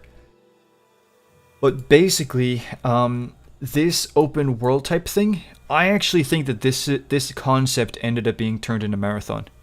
And I remember even a few years ago, being in a call with friends and potentially... No, I think it was me and Marzier, actually.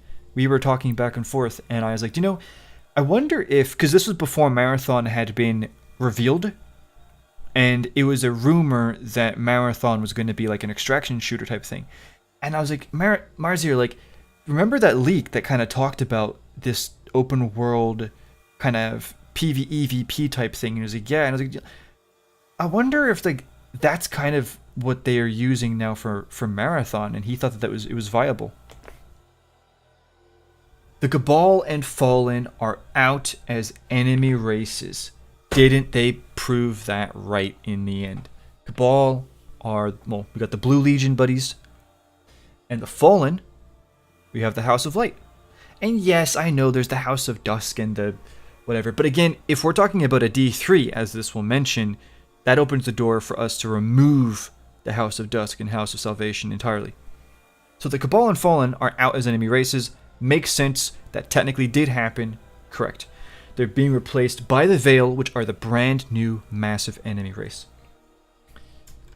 The Veil have more combat units than every race combined to compensate for the lack of Cabal and Fallen, which are now allied with the city. So instead of like making it so that, oh, the Cabal are our allies and the Fallen are our allies, but to pad out the, the missions and the destinations, we still are going to have enemy factions of Cabal and Fallen to fight against. If it's a brand new game and you can add in this massive new faction that can fill all of that in, then you can actually make it so that, yes, all of the Fallen are with us, all of the Cabal are with us. Nice. It's a fight for survival. Cool. The Vex, Hive, and Taken are the returning enemy races. That makes sense. The Veil and the Aphelion are the two new races being introduced in D3. So 2 races. The Veil and the Aphelion. Zivul Wrath has a huge role in the storyline. Okay, whatever. The 9 are also big players. Their help gets enlisted after the Veil take the system, where you meet each of them. Isn't it interesting how from the vanilla D2 all the way up until the Shadowkeep era, the 9 are built up. You have Trials of the 9. You have Reckoning. You have Invitations of the 9. All these different things building up the 9, and then poof, gone. And then you get your goofy Star Horse. That's it. I do believe that the 9 were being built up for D3. And when D3 got cancelled, now Bungie's left with this 9 storyline that they can't really implement into the game, and so until they can maybe put them in an episode somewhere, the 9 are just taking the back burner, and they're like taking a back seat or whatever. So again, I can see this happening, and I think that you can link this to the what happened in Destiny 2. Callus has a massive role in the story, which continues from the events of Penumbra. He's leading a new Shadow faction. And of course, you have the Shadow Legion. And even in the lore, though, he did have his Shadow faction. He had the Shadows. Factions grant you specialized abilities and perks. Certain factions, such as Veil's Hand, blah, blah, blah. Also, isn't it interesting that they were going to really lean into the whole faction system, and then when D3 gets cancelled, they just, factions, no, gone. Bye-bye. No more factions. You get to do your Crucible, Gambit, and Vanguard stuff, but no. The closest thing to factions we have is Guardian games. And it's rigged anyway, isn't it? Europa, Old Chicago, Venus, and Hollowed Spire are the game's base worlds. I would actually argue that it was not Europa, but it was Enceladus. And then they turned that into Europa. So honestly, it can actually go either way. There's a chance that it was Enceladus, and then they changed it to Europa near the end of D3, and then, like, of the development, and then when they scrapped D3 and you had Shadowkeep and Beyond Light, it was already Europa, or it actually was Enceladus, and then for Beyond Light they turned it into Europa. But either way, Ice Planet, yes. Old Chicago, you can say I'm an absolute madman, but I actually wouldn't be surprised if the swampiness from Witch Queen in the Throne World, maybe that was reused from Old Chicago. I don't know. Again, I have no evidence or proof to back that up, but I'm just saying, I could see it happening. I could. I could see it happening. Venus, it didn't really happen. We did get the Vault of Glass, which I think is interesting, but like we saw with the Cosmodrome, they were gonna give us a destination, and then they're like, oh, we don't really have enough resources to do it, so just take what you can get. Here you go, whatever. So maybe we were going to get Venus, and then like in D2, and then it was a similar thing to the Cosmodrome. We're like, well, we'll give them the Vault of Glass first, and then we'll begin to, finish the rest of Venus, and then we'll give it to them. But then they were like, no.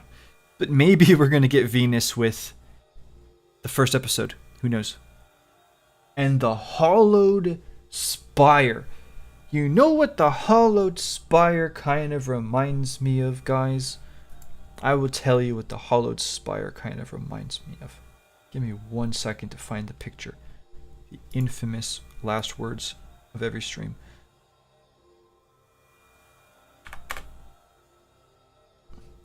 The Hollowed Spire. Interesting. I'm just saying. Okay? Get a big tower. I'm just saying. Okay. So the Hollowed Spire is the new big endgame zone, akin to the Dreaming City. It is where a lot of the PvP faction gameplay is going down. It is a monolithic alien city. That's not the picture. Bro, why can't you just give me the picture I want? Why are you bullying me? Why are you bullying me, man? I just want the picture. Just give me the picture that I want, bro. You're ruining the moment, dude. Monolithic alien city. Monolithic alien city. Okay. Where the deep / formless one originated from. Interesting. Okay. Next picture.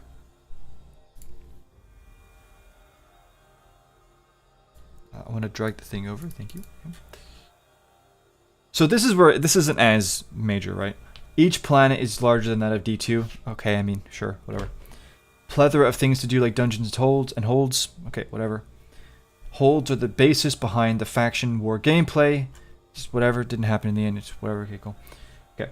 Veil enemies can drastically affect your abilities and the surrounding environment.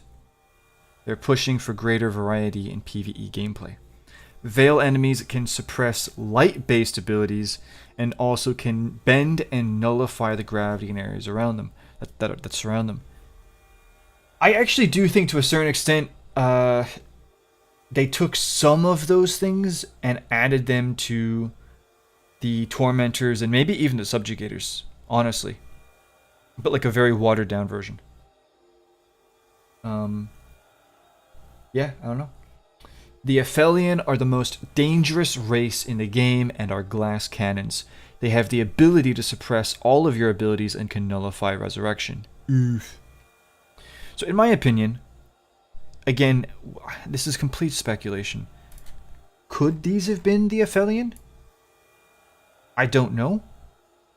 And then as for like this dude here, which is clearly different to these guys, honestly, this could have been like an earlier version of like a Tormentor or something.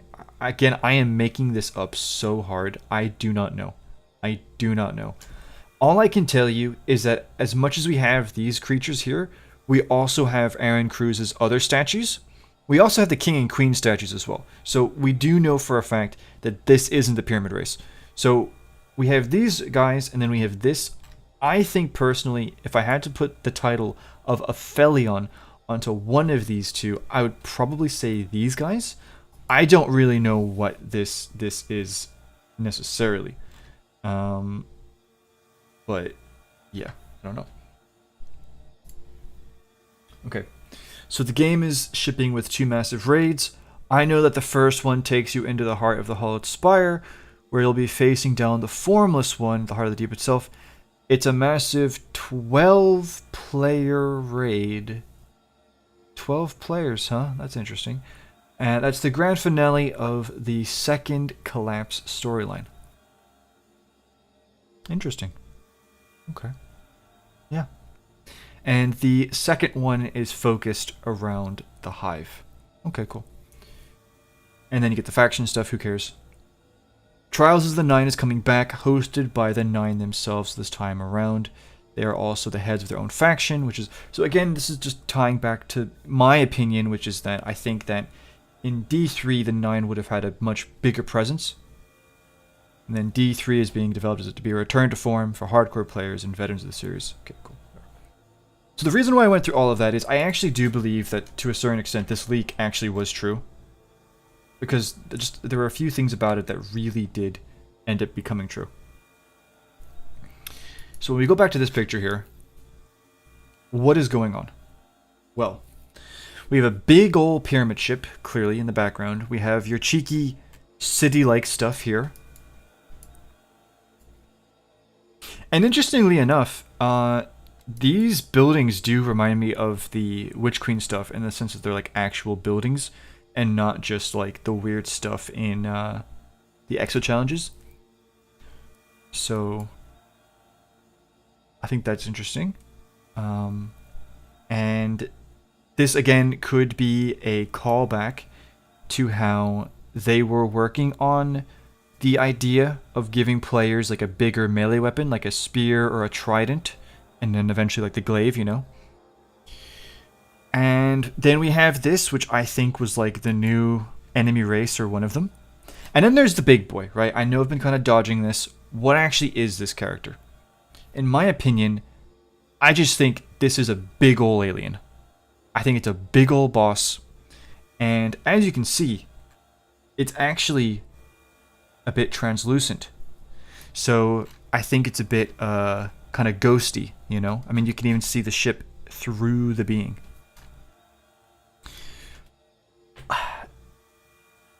Now, it's hard to say what this activity actually is, okay? When you see this kind of scale and you see a boss like that, you immediately think raid. However, there are only 3 guardians that we can see in this picture. So, I don't know. But in my opinion, again, I am making this up. This is pure speculation. This dude isn't... Unless this is like... I don't know. This is like... Can you imagine if this was the Winnower dude? Like the formless one? That'd be so funny. But no, I honestly think this is almost more of like a guardian of the pyramid. It's like a big, massive beast that the pyramids have that's like bound to protect the thing. That's just my opinion, though. I honestly don't know. I think it's really cool. I do think it's a little goofy. And I also think that these guys are a little goofy, too. I'm not going to lie. I know that they're kind of cool, but I do think they're a little goofy. So I'm actually not super upset that we didn't get this in game. I'm actually not. I'm sorry. I'm just going to say it. If I had to choose between this and a Tormentor, I think I'm actually going to choose a Tormentor. Just saying. And as for these guys, I don't know gameplay-wise what they would do, but they are really similar to Taken. So, I mean, this is kind of cool, though, I will say. This is kind of creepy. This is actually really creepy, dude. But, yeah, that's my opinion. So, summary, long story short, I think this is for D3. I think that this was created before Shadowkeep for D3. When they canceled D3, and I'm sorry, for proof.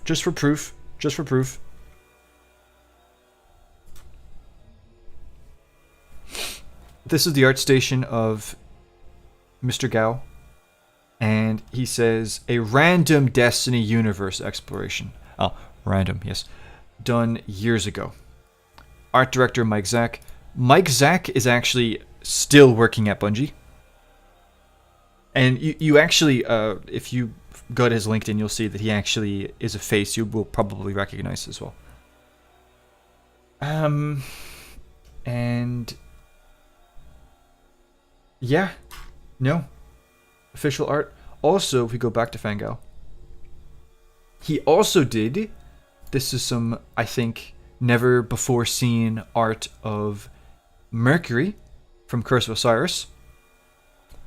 And again, when you connect this to what I'm saying in my Mercury video with the Vex, look at that. You have the planet being terraformed, and look, there's the Traveler. It's so weird, dude. And it's never explained. So anyway, yep, this dude, he worked at Bungie from 2017 to 2019, and I believe that this was for D3, and I think it shows, you know, early concepts of pyramid architecture, and potentially one of the other races that was going to be coming with it. Again, because of the Aaron Cruz statues and the King and Queen statues, which again, the King and Queen statues made it into the game, we do know that the pyramid race, it's not these guys. So this would have been a secondary race or a secondary faction that accompanied them. And again, that makes sense when you remember the League that says that the Fallen and the Cabal were going to be out as enemy factions. So you take out 2 factions, you add in 2 factions. So I think this is like the Aphelion faction, and I don't really know what the big boy is. And then this, I think this is just like a kind of, you know, guardian of this pyramid, this big old eldritch beast that they managed to bind to their will. But maybe it's, you know, maybe it is like somebody like Nezarec. I don't think it's Nezarec, but you know, like a formless being who's able to take on another form, you know? I don't know. And that's really everything that I can tell you about it, right? Like, I guarantee you there will be other people who make videos about this picture, and they will speculate. But this is me connecting this to everything that I know. And I am telling you, I do believe this was for Destiny 3. I really do. This was made between 2017 and 2019. This is pyramid architecture, which means that's also very similar to what we got in Shadowkeep, which means I think this is probably made not too long before Shadowkeep. However, you connect this to the fact that D3 was scrapped, and I showed you how things from D3 ended up coming into Shadowkeep, Season of Arrivals, and Beyond Light. Shadowkeep, Scarlet Keep, and the Pyramid, that's D3. Season of Arrivals weapons, and Falling Guillotine, most likely than not, D3. Beyond Light, probably D3 as well. So I think that this was made in a period when D3 was still being worked on. D3 is scrapped, this is all scrapped, and for whatever reason, the artist leaves the company, and whether or not he was under an NDA that expired, or he was like, screw it, this is just lying around, whatever, maybe I can just release it. So that is everything. That is as deep as I can go into this. And actually, one second.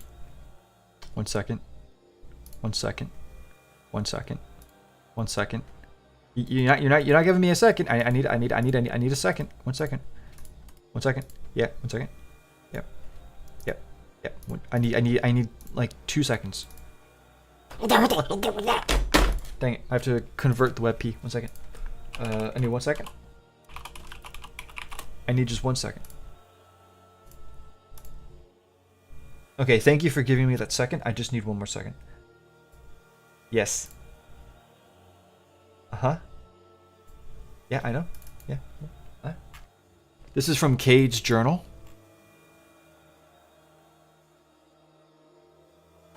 So, interesting as well. Although this is Cabal. But this... Huh? So this is, honestly, this is like the deepest I can go into this. And originally, I was probably going to make a video. Maybe I should. If you guys think I should, I will make a very deep video going over everything that I told you, but in a more concise and detailed whatever. And, yeah, no. This is basically everything that I can tell you. I believe. And the last thing that I will say is, where actually is this? I don't know. You've got orange ground, greenish sky. It's hard to say. I really don't know. Maybe Myersier could have a good guess. Wait, I'm gonna message him. Dang it, bro! Why do you keep doing that?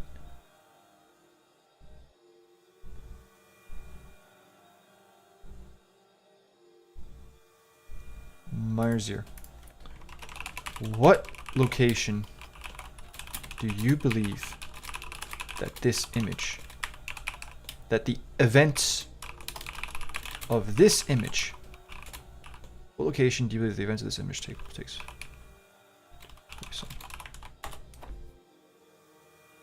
You'll see what he says. But it's probably going to be like an I don't know. Okay. Anywho.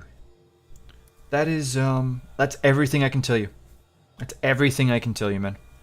I think this was for D3, and I think these are concepts that they were working on, and obviously we never got them. Am I sad we didn't get them? I'm going to tell you the truth. I'm actually not. I think the Tormentors are sick. I think the Subjugators, as much as they kind of look like Rolk knockoffs, I think they're fine too. I just wish we had a proper race. Like a full-on roster of units. Do you know what I mean? And specifically, I don't just want a race. I want the pyramid race. Like, I want the people that made the pyramids. I want that. That's what I want. If you can give me these boys, I will be so happy. Okay? But yeah, no. That is everything I can tell you, man. Everything I can tell you. That's as deep into the rabbit hole as I can go. And now I will look at the chat, and we will see what we said.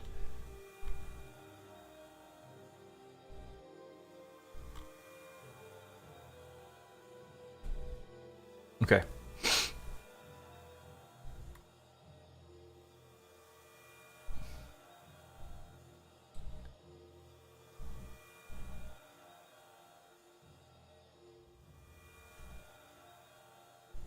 Was that your video? I don't know which video you're talking about.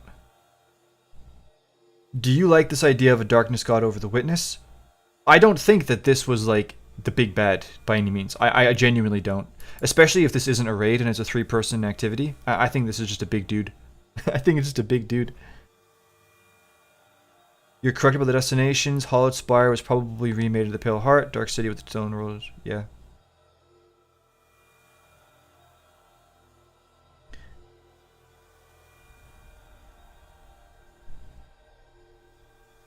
No, dude, Shadowkeep was not... No, Shadowkeep was made up pretty much on the spot. Unfortunately.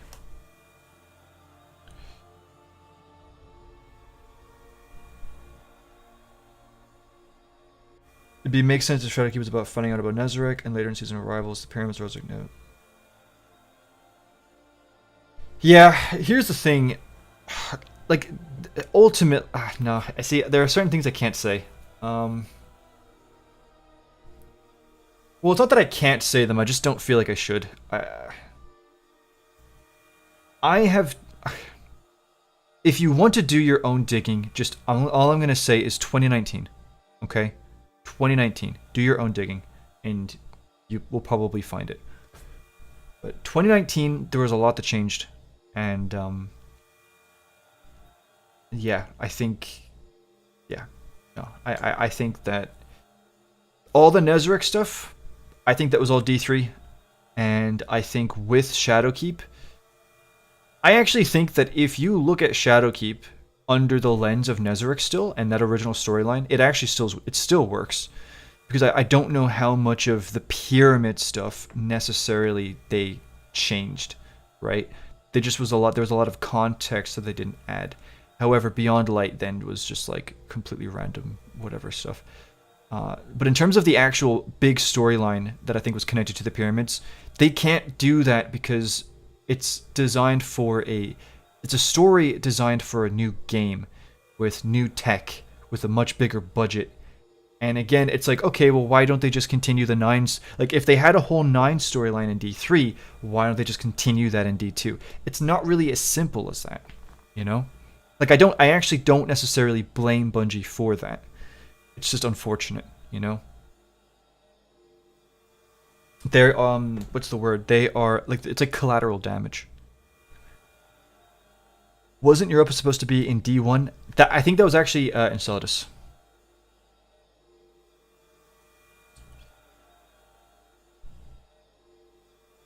But it's hard.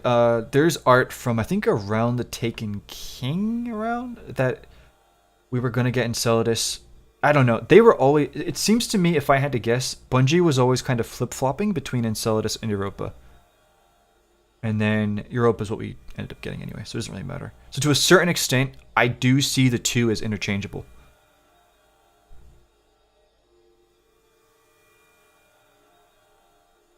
Winter Bits is literally a trident. Yeah. Oh no, bro. Wait a minute. Oh, that's not what I wanted to show you. Like, I can bring this up for you.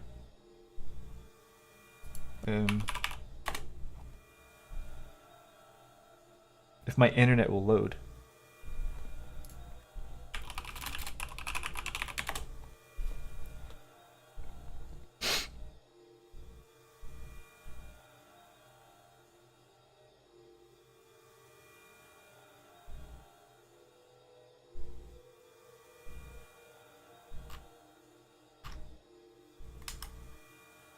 Okay, that's actually really sick art. Holy crap. Let me try Essence Pyramid. Nope.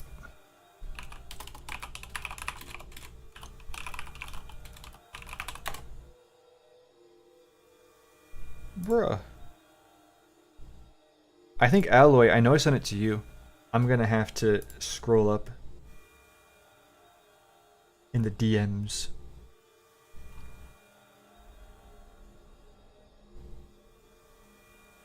Give me 1 second, boys. I gotta find this picture for you.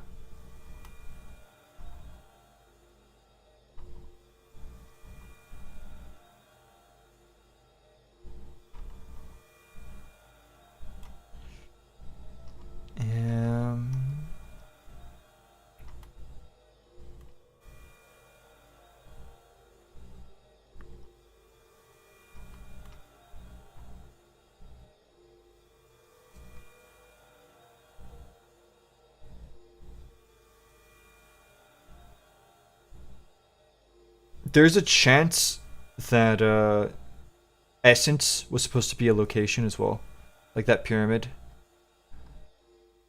There's just some aspects of that that are kind of sus in my opinion. Again, it's just from digging and speculation, but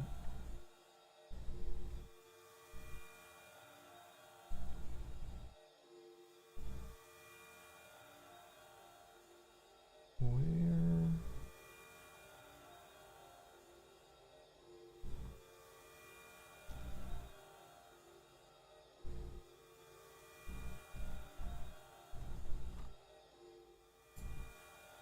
Thank you.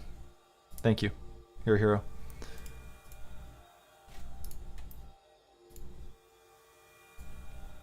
Here you go. What's interesting about this, boys, is that what does this remind you of? See these? Yeah? See the sky? This isn't at Earth. That's all I'm gonna say about that. But yeah.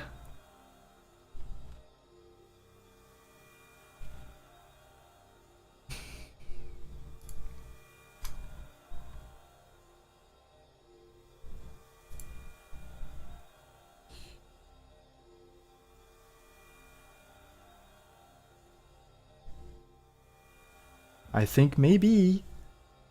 Maybe.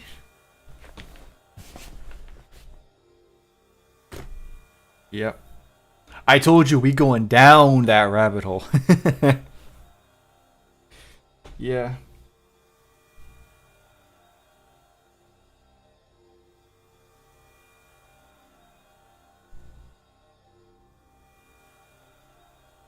Well, honestly, I think that's the reality is that I don't think Lightfall was supposed to exist in the way that we got it, right? So I do think there's a chance that they took some things from Final Shape and, you know, used it. But yeah. I wonder, did I? No, I didn't. Okay.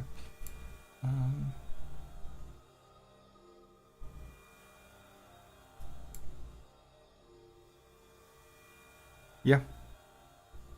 Also, I mean, I'm not saying it's the same, but I think that you see the colors here?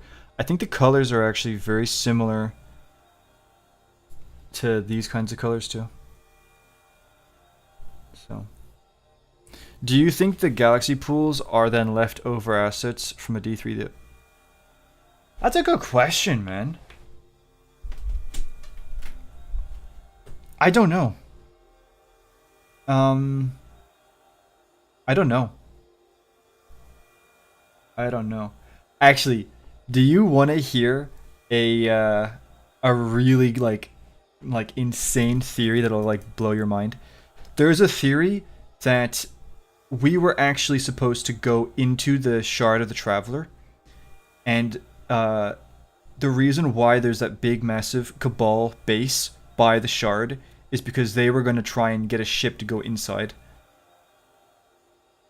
And I can't remember if that's linked to galaxy pools or not, because like obviously like when people go to galaxy pools, it was like by that area, right? But the theory is that, oh, and that's right. Was it what's his name?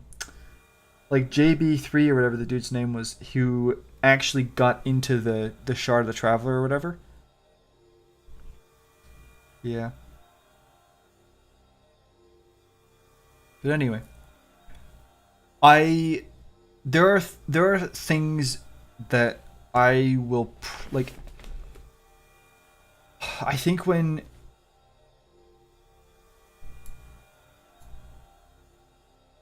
Destiny is done and dusted, I think there's a lot of like reminiscing and kind of looking back on that I'll do. And there are some things that I will say then, but yeah, anyway. That's my opinion on this picture. I am very happy that the artist released this. I'm actually really happy. And yeah. And you know what's funny? As soon as I saw this picture, I was like, oh, wait a minute. Wait a minute. Maybe that means there was an NDA that got lifted, and that means Mark Kolobayev can release his pictures too. So I went onto his thing. No, they're still locked. His pictures are still locked. Fortunately.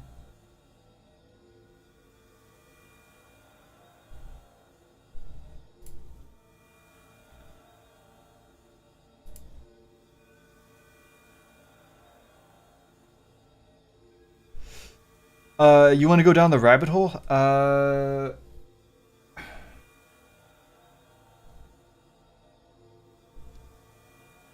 don't know, like it's I would just say I think really what it all comes this is the reality, right? Okay, I'm gonna be completely transparent and honest here. The reality is that, in my opinion, Destiny 2, its purpose was building up D3. That is what its purpose was in terms of it, like the narrative. Because literally from the beginning of vanilla Destiny 2, you had the pyramids introduced, and then it's the whole build-up. And I think a lot of these things that kind of got added in, like say Gambit and the Drifter, the Ice Planet stuff, the Dredgens, the Shadow stuff with Callus, and the Aphelion, and a lot of these other things, I don't think they were mere coincidences. I think that they were all like building up towards something bigger. And I think the same goes for Nezarec. You know, Nezarec Sin, the Forsaken lore that brings him up again. And I think the reality is that Destiny 2 and Nezarec and all of that kind of goes also back even to the Taken King, because I think honestly when that Taken said, "Blessed is the Nashtoreth," I do think that was like a foreshadowing to something that we were maybe going to get in D2, right? And obviously that didn't happen. Then you look at Rise of Iron, and all I'm going to say is there is a certain Warlock exotic, and if you actually look at it, and this is a Warlock exotic that was released in Rise of Iron, if you look at this certain Warlock exotic and then you look at its counterpart in D2, you will notice some very big differences. You read the lore of that Warlock exotic and you will realize, holy crap, I think they might have been foreshadowing something. Then if you go through everything regarding Nezarec and the King and Queen stuff and other stuff that I don't really talk about, I think that there was a whole storyline that was being built up for D3. D3 got cancelled and scrapped, and I think that the pyramid story as a whole has been completely changed. I think the one element of the pyramid story that I do not think they can change, and I don't think they have changed, is the human element. And I think even with some things I'm seeing in the final shape, I have a feeling they're going to continue that storyline. But everything to do with Nezarec and everything else. Also, for the record, I do not believe Nezarec was going to always be the boss of thingy. Look at this. So when the Lightfall trailer came out originally, one of the artists released this art, and then he was like, "Oh dang, whoops, wrong one," and he had to take it down, but we got screenshots of it. This is Root of Nightmares. This is the final boss area. This is not Nezarec. This is a random dude with wings. Excuse me.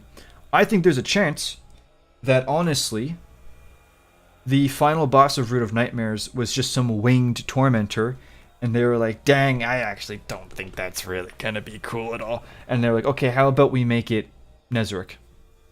Again, this is pure speculation, but you combine this.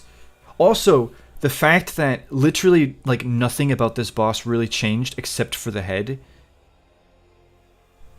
And then like they're like, oh, the witness only got Nezarec's head, even though it actually doesn't make any sense that it's his head. Like, no, like seriously, right? We know that Nezarec had hair and had like eyes and other stuff like that from Season of the Plunder lore. You look at Nezarec's art.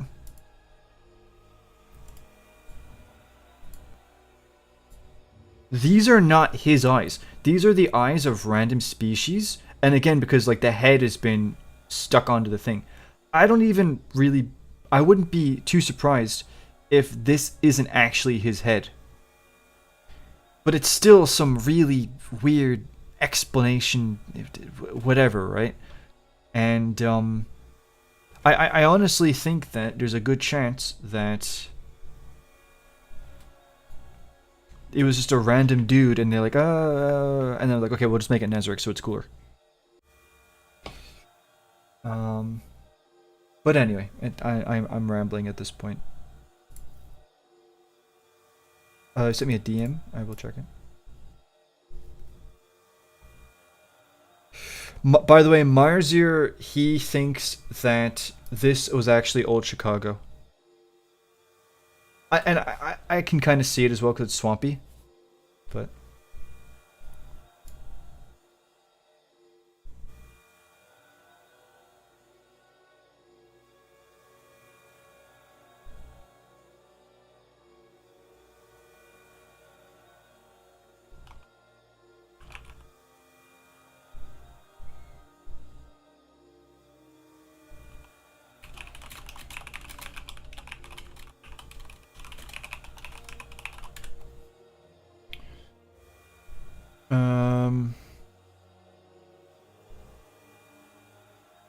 oh, true. Actually, I will show you this.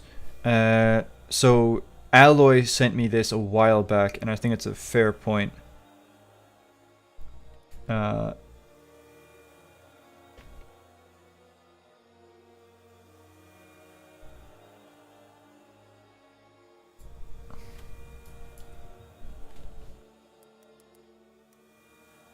If you look at the way the map is structured, it does look like there's a missing, like there's like a gap here. Alloy actually made this, and honestly, this would have fit really well.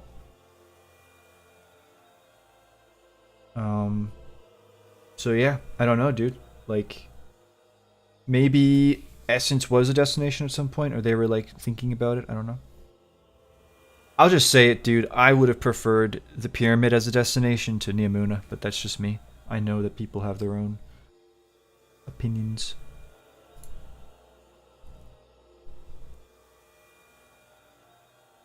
How many darkness races are there? Oh, dude. I mean, here's the thing. We know for a fact that there's the pyramid race, okay? If, and this is a big if, tormentors were always like a thing, I don't really know what tormentors are. Like, I don't know if they're actually like a race or if they seem to be artificial, but it's hard to say. And then you have, I put tormentors and subjugators in like the same category. But you have the Aphelion as well. Whether or not the Aphelion are the same creatures Drifter encountered, it's hard to say. However, I do wonder. But whatever Drifter encountered, that was also found in Pyramid Architecture. And there's art as well of Drifter in that location. And it actually, you can see that he's actually in Pyramid Architecture. And these quote-unquote monoliths, as he calls them. And again, what are we going to in the Pale Heart? We're going to a big monolith, right?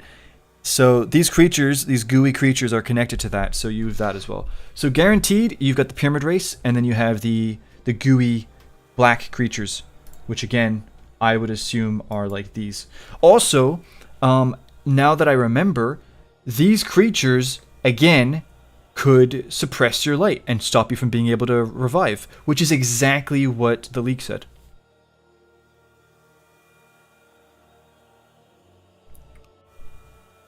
So, that's my opinion.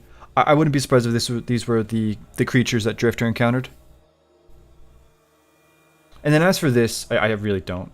I don't really, you know. But, yeah. Yeah, this is, we're going inside the Traveler, not inside the Pale Heart. Well, what do you mean? Because I'm kind of confused. When you say inside the Traveler, do you mean like the machine of it? By the way, there's concept art of us going inside the Shard of the Traveler. But I can't remember exactly where that is.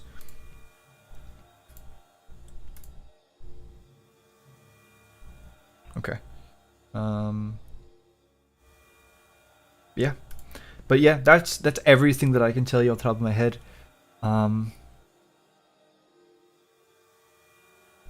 And just for, you know, fairness' sake, I mean, I actually know I showed you the ArtStation page, but just because of the blurry logo, I will show you. This is the original version, and as you can see, the logo isn't blurry, but obviously it's not as whatever. Dude, I want to go back to some of these pictures though, because they were actually.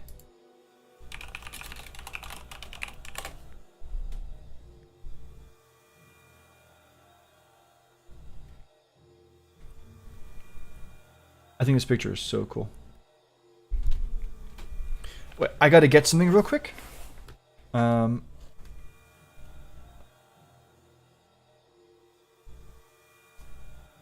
need to retrieve tempting.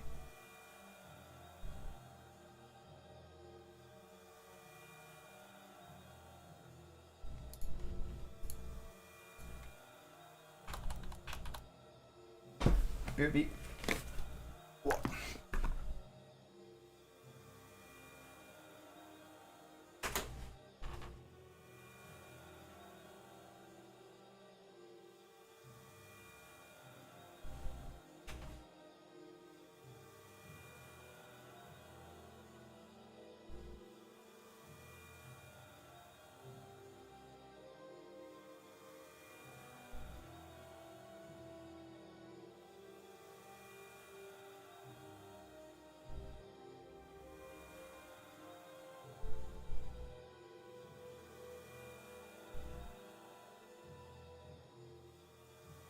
Okay. Let me take a look at this dude. Nezaric's icon on top of the coffin filled with amber. I don't know what that's supposed to be. Oh, it's like a fossil. Okay, okay. Now, isn't that interesting?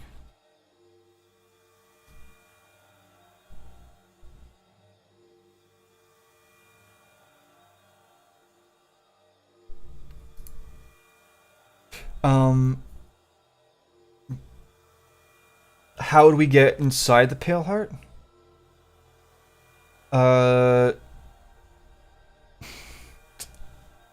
Honestly, I think there's a chance if the Lightfall cinematic was originally for the final shape, I can actually see the Witness just drawing the portal in by itself and just going in without needing the Veil.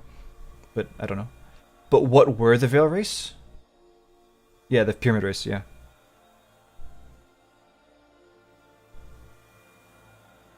Have you noticed that the Witness's monolith looks like the Tower of Babel? Interesting connection. Yeah, that's actually a really fair point, John. And I've also seen comparisons made between that and the like different like layers of hell or whatever. Can't remember what the picture's called though.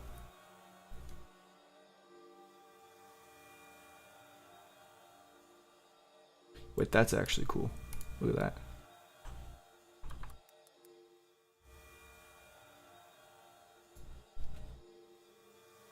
That's really cool.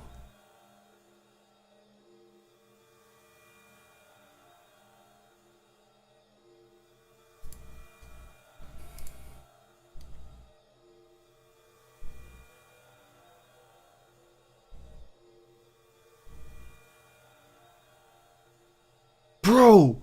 Bro! Bro, no, look! That's the original boss. Wait, am I being stupid here? This is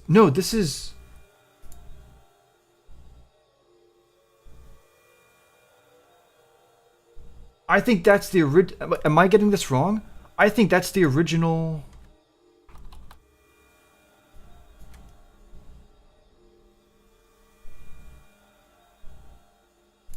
Wait a minute. Is this not the dude from the other picture?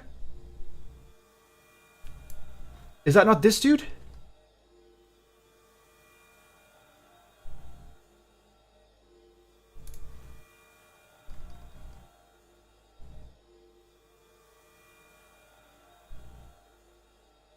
Yeah.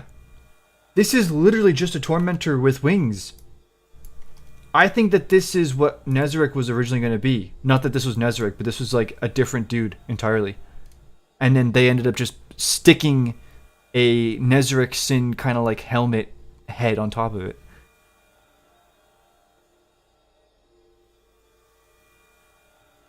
Yep. Bro. I would not be surprised if it was not originally Nezarec and then they just decided to throw it in. Ugh. That's so annoying. Wait, no, wait, this, wait a minute. Wait, look at this, look at these.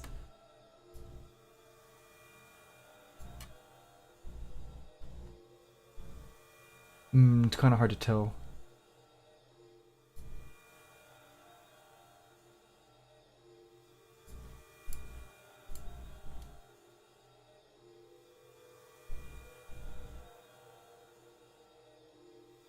Also, what kind of a weapon is that? Look at this.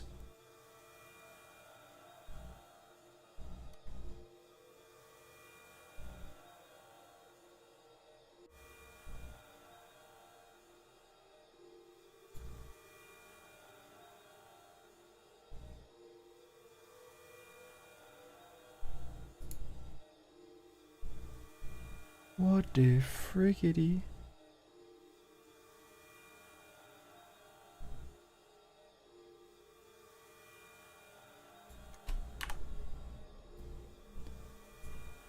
Whoa.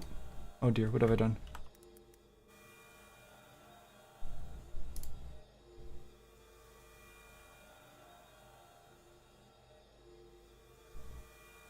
No, I do not think that was Nezarec at all. I do not. Especially since the art that they did make for him had... It always had the emphasis on the helmet. Also, this is... You can't say this is Nezarec when literally you have the rest of the Tormentors. And even when they did put this as Nezarec, they said that this wasn't his body. So, no, this was not at all Nezarec's original design. Attuned light, attuned darkness. Oh yeah, this is just like the thing. Yeah. That's cool though, dude. And then this is actually just in-game stuff. Okay. Yeah, like this is... Oh! Oof.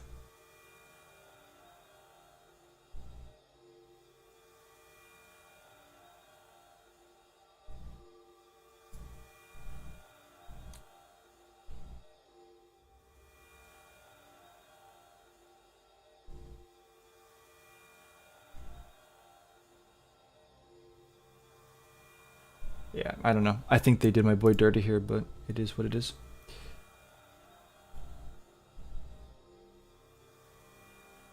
What is that?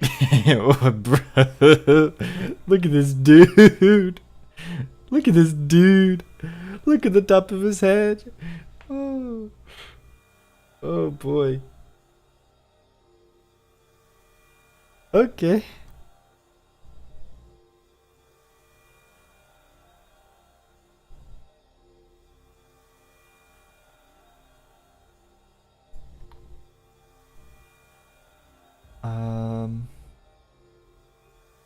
I think that's mainly the Stoof.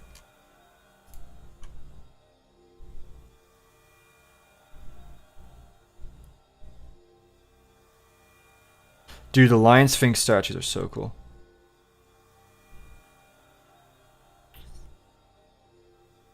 Yeah, I think that was the original, like, yeah. Even Callus got nerfed in the end. No, yeah, I think that was the Explicator boss. Yeah, I do think so. Yep. Yep. And just, I mean, I'll just go back to...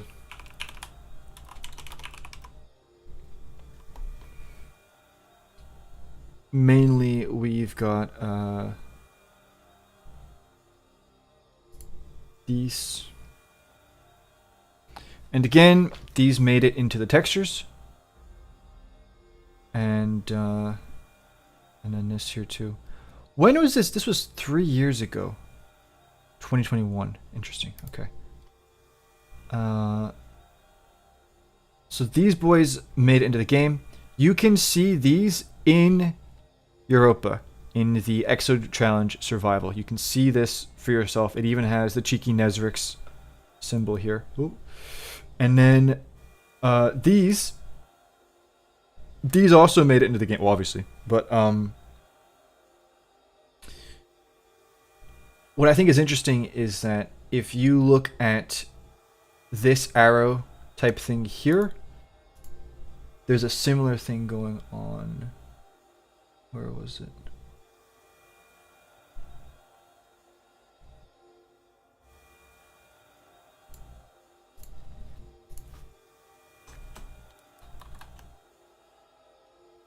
Cheeky arrow here. Buddy Brewsker.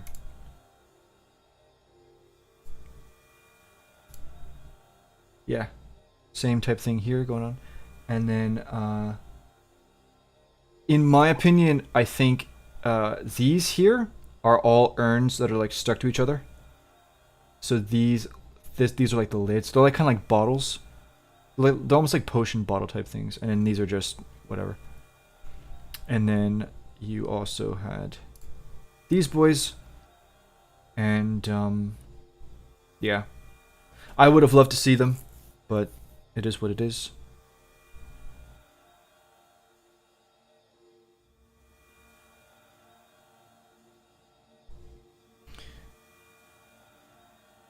Do you think Nezric was originally a Pyramid Race member?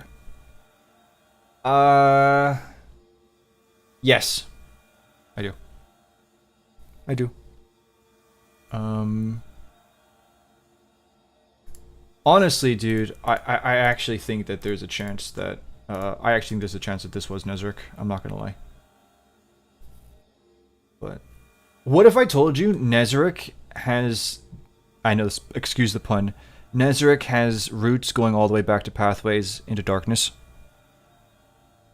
Yeah. all the way back with the nightmares. But I think that's a discussion for a different time. I think that's pretty much everything. Was there any other... Actually, I wonder if I go...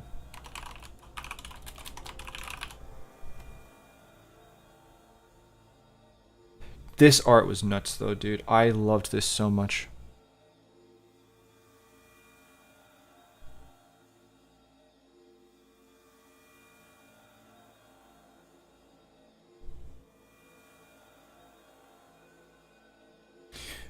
So the pyramid race being human, like, the way that I always saw it is that it's not like they were like 100% looking like us, because obviously they lived in a different environment and all of that, but the idea is that we are like, it's like a common ancestry. That's what I mean.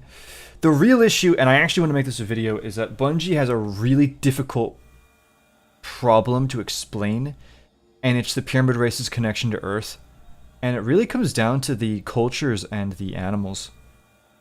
Because the cultures and the animals shown in the pyramid race stuff is directly linked to Earth. And that is an issue that they have to figure out. And I've had debates about this with friends and all that. And it's like, well, yeah, but the witness is like a bajillion years old. And I'm like, listen, dude, I know, I understand. But we still have this other stuff. And they have to explain it. So, it's awkward. Well, they're not just humanoids. They kind of have to be human, again, because of the connection they have to our cultures and to our animals and our languages. It's very unfortunate. Yeah, it's very unfortunate. I don't know how else to explain it, dude. I think that humanity is special in the Destiny universe. And I think that also, I mean, when you go into the pyramid in Europa, it says that the pyramids have like, they sense like a kinship with us. So when you look at the witness and it's like, don't you recognize us? You know, I'm just saying. I'm just saying.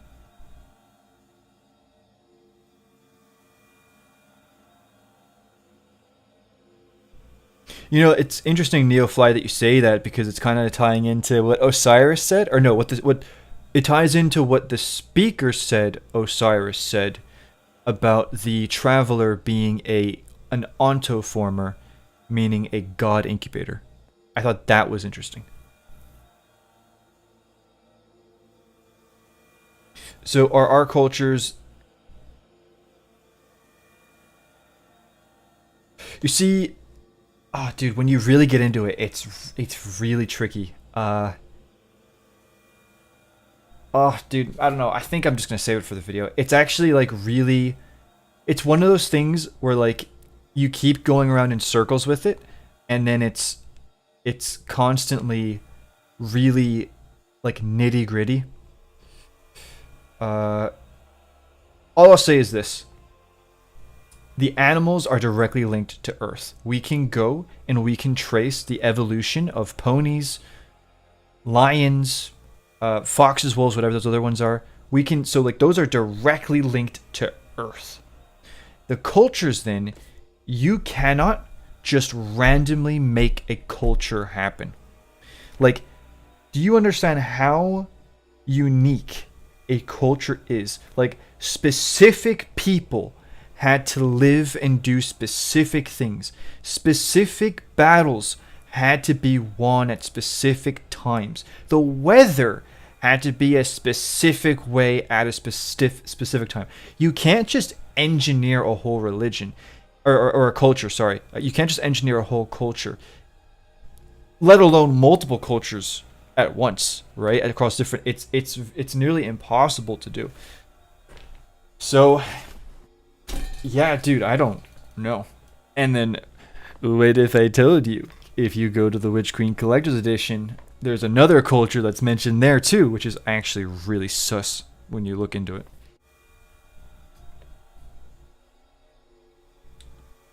I also have no idea what this thing is. either, by the way. I still don't know what this is. Yeah. I don't recall any animals other than horses. Oh no, dude, yeah, of course, of course. So you get the ponies, obviously, you can't miss the ponies. You have the Sphinx looking things. I mean, if we just take a look around, let's see what we can find here. I know the name of the artist. I did know the name of the artist. The name is yeah, it was Dima. Yeah, Dima. Dima Goryanov.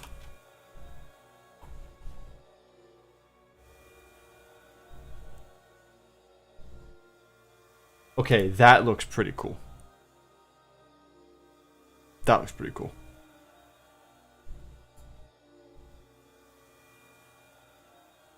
Wait, this is clearly for Rise of Iron. And he doesn't have it listed as Destiny 2. Or, sorry, Destiny 1, rather, sorry. When was this made? 2016? Yeah, dude. That's...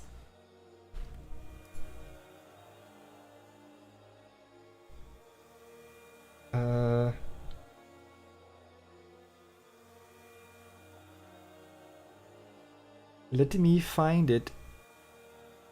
Here we go. So you have the Sphinx. The Lion. And then if you go to Root of Nightmares, which, I mean, I'm just going to risk it here and hope.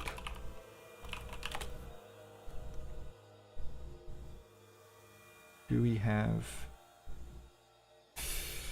Oh,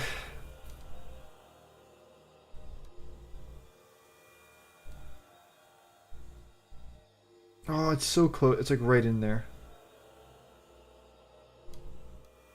No, okay.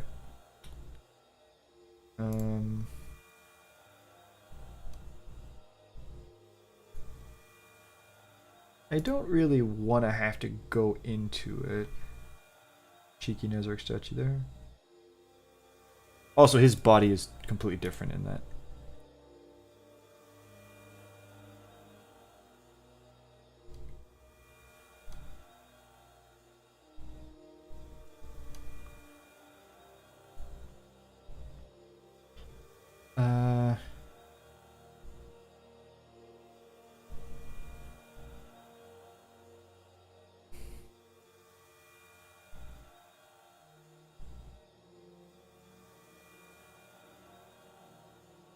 Subcultures, right. Yeah. Can we finish the stream soon? Yeah, okay. I'm pretty much done. Phoenix? Sorry, apologies. Felix, you can leave whatever you want, man. I went over the main picture and I did the showcase.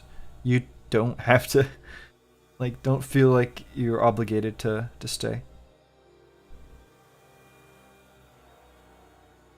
I think to a certain extent that they are making it up as they go along, to a certain extent.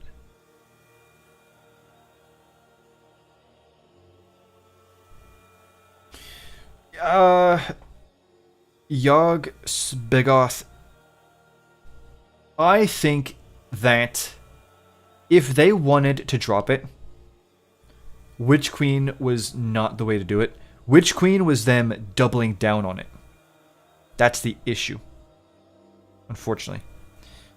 And when you look at the final shape stuff, you have a lot of, again, more human stuff with the pyramid stuff. So either they're going to act like it did nothing, like it's going to be really awkward if the final shape ends and the pyramid stuff is all done. And it's like, oh yeah, you remember how we made all those statues that are like really sus? Just forget about that. It never happened, you know? That's going to be really awkward. But I think they're at the point where they kind of have to say something, you know?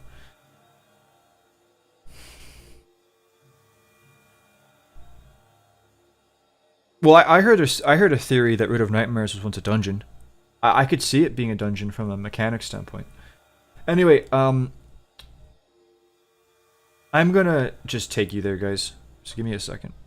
Give me 1 second. I'm gonna show you the thingy.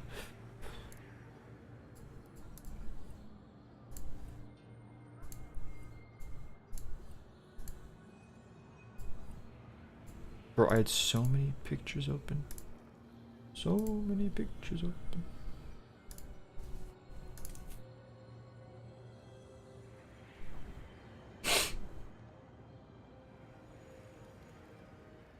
By the way, I really appreciate all you guys being here.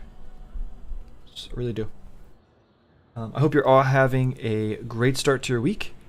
And yeah, I hope you have been enjoying the showcase streams that Bungie's been doing. I'm actually pretty excited. I'm really hoping that it's a fun 2 months. What is stopping me from going full screen? There you go. I'm gonna put a pause to that. Ba-da-ba-ba-ba.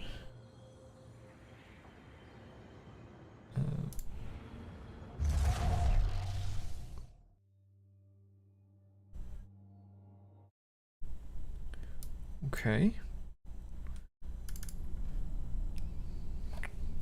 Right, I will take you there. I know my game is very quiet, but I just had it like that because I was in a call with people and I didn't want to be super loud. Didn't want it to be super loud. Where is the thing again? It's Niamuna.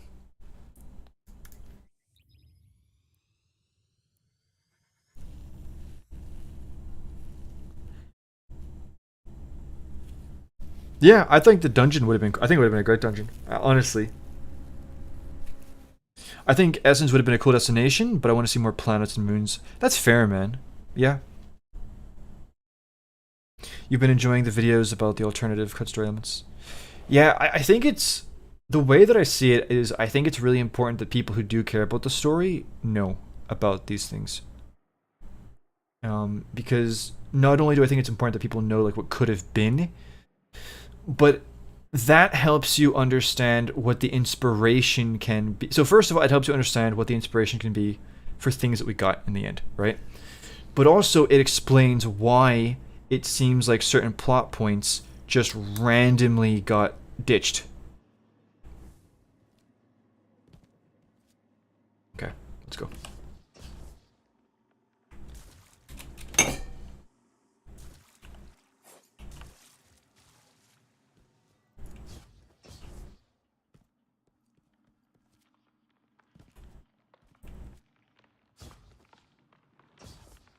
I will take you there. I should have Eager Edge on. There we go. I can get an Ezzy checkpoint and then we can add events. No, I'm fine. I'm literally gonna pop in and out. Hey Errol, how you doing, man?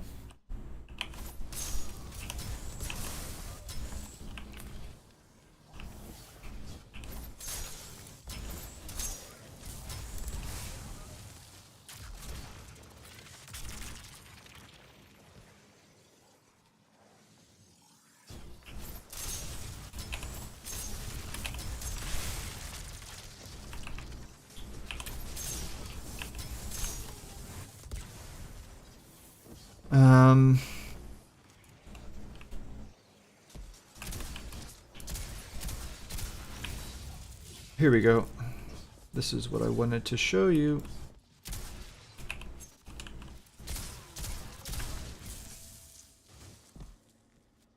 Get out of my house!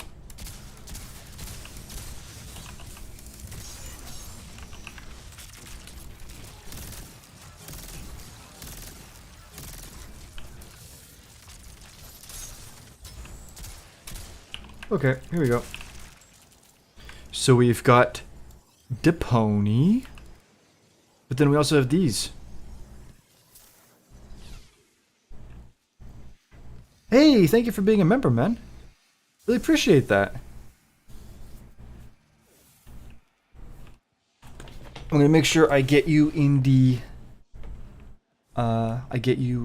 next video. We have this. I actually don't know what this is. I'm gonna be honest with you. I don't know if it's like a fox, or if it's a wolf, or if it's like a deer. The thing that's kind of, honestly, actually, now that I think about it, wait a minute. I think it actually kind of has to be a deer, because if you look at the way the paws are, it kind of has like the hoofs, and then if you look at the way the legs bend.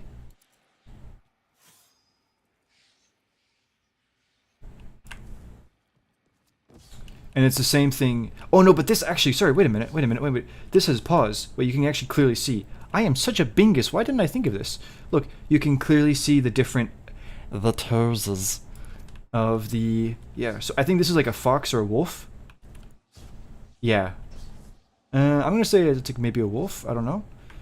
And then this is more of a deer, I'm gonna say. Because again, look at the difference between the back feet here and the back feet here. And then we've got Diponi again, and then it just kind of repeats. So I guess you're looking at lions, horses, potentially deer, and potentially either a wolf or a fox. That's a total of 4 animals that I can think of. That's what I can think of anyway. And then we've got our boy here. And Mr. Nesquik, the Nescafe.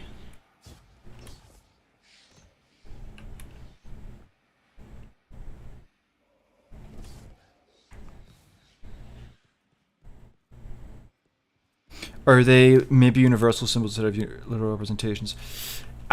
In my opinion, I don't think it actually matters, dude. I think the fact that they're using them is what matters. And the key thing you need to remember when you look at the statues and the get out of my house, you silly little cabal. When you look at statues in the pyramid architecture is it's all about the, and you know, I've had a theory cooking up now for a while.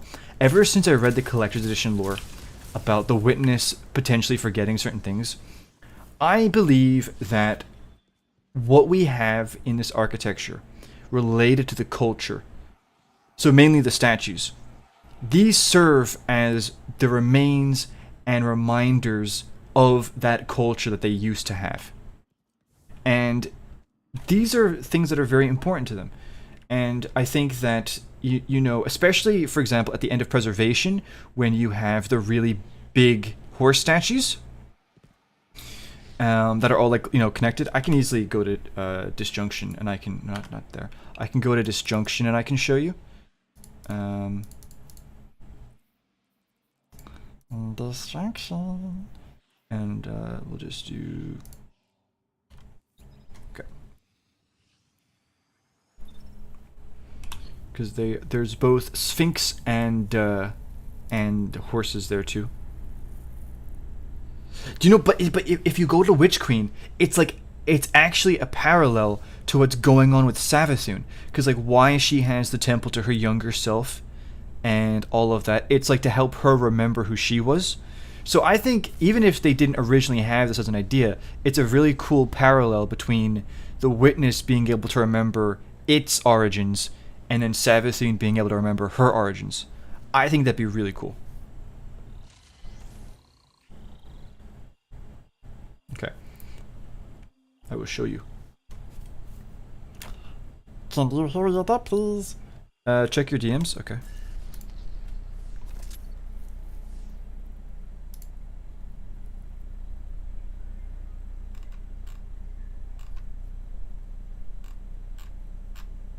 Oh, thank you for that. Oh, I see.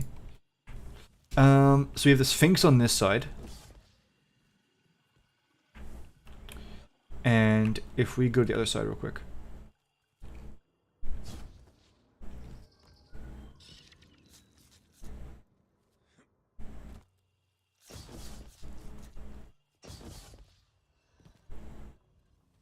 I am traveling at maximum velocity. This is a chess piece as well, by the way.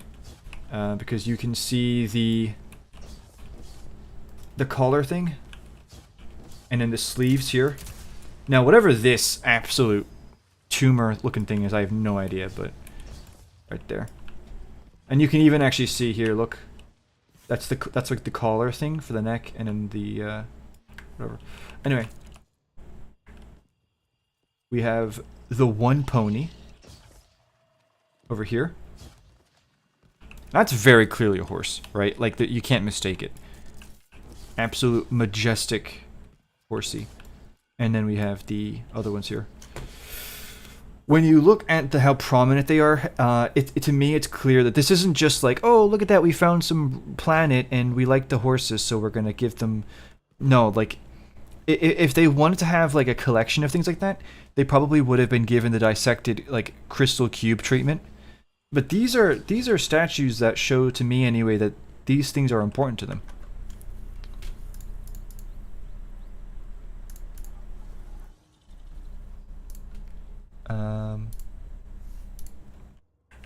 It's like poetry. It rhymes. Exactly, Mr. Yogg. Exactly. The map gives me... Dude, I was so excited for this map. Like, I really was. And then playing it, I'm just like... It could be a dragon or... that'd be something, wouldn't it? Humanity is definitely special. I think so. And I mean, especially if you want to tie it back to Bungie and the original Halo games, where the Forerunners were supposed to be humans.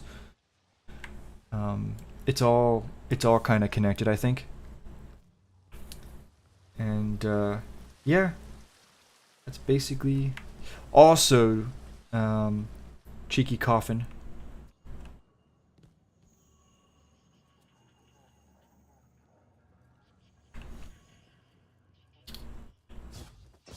And was there anything else that I wanted to...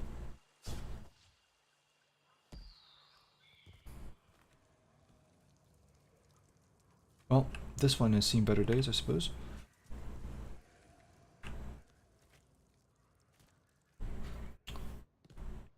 And then we got this. I believe that this statue right here is basically a like blurred version of the Andrew Kreutzer picture. So I'm gonna pull up the Andrew Kreutzer picture real quick. If I can find it. I should be able to find it. If I go to the pictures.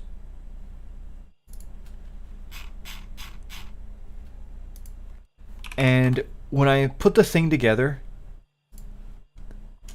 I was like, oh my goodness, dude, that's it. Like, that's it. I literally named the picture GG. Because I was like, that's insane. Let me pull it up here. So I'm going to show you the original version.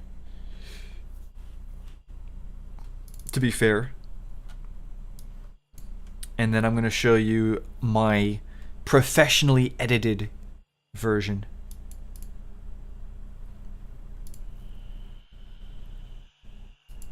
There you go. So this is the original. This is from Andrew Kreutzer, and he deleted this picture, so I'm pretty much the only place where you're going to find it. And you have this here, and then my edited version is this. I put it together. It's like Lego. And like that's just very clearly a human. So I think that now obviously this is a terrible example of it, but if you look at it closely, you'll actually see, you know, the hair is kind of similar and the face shape is similar and the angle. I think that is like the original version of what that statue became.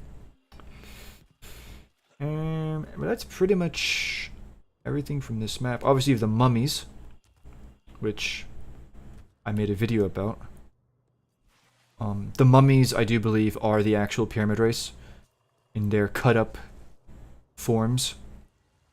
And I do believe that they are still alive. I haven't made a video about this, but I also believe that the statues are possessed because there are growling noises that come from them, which is really creepy. And, if you ever want an easy example, just go to the Witch Queen communion mission, and go to the one area, which is the big room before you go to the final room, and there's like the big amount of statues, and yeah. And the key thing, right? The key thing that I always maintained, because it was a debate, like, was there even a pyramid race? And the thing that I always said is, when they design these things, they're not just making it for the giggles.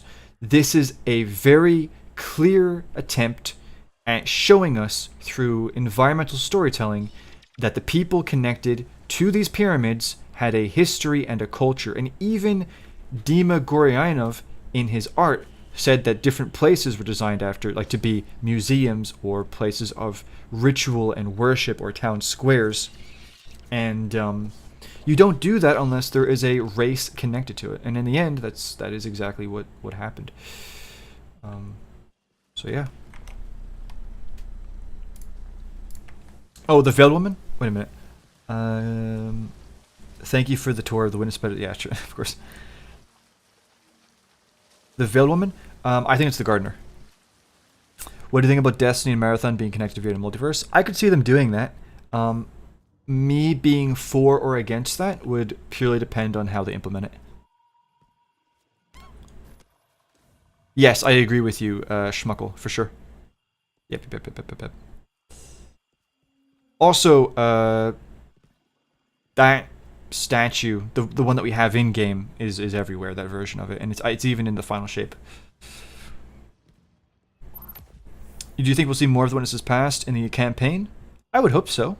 Yeah, still alive like Oryx's corpse. I think if that is the case, I think it's because of a different reason. But yeah, potentially. Yeah, I do think so. I really do. I really do. What is, out of curiosity, real quick? Oh, I hate this one. I'm not going that one.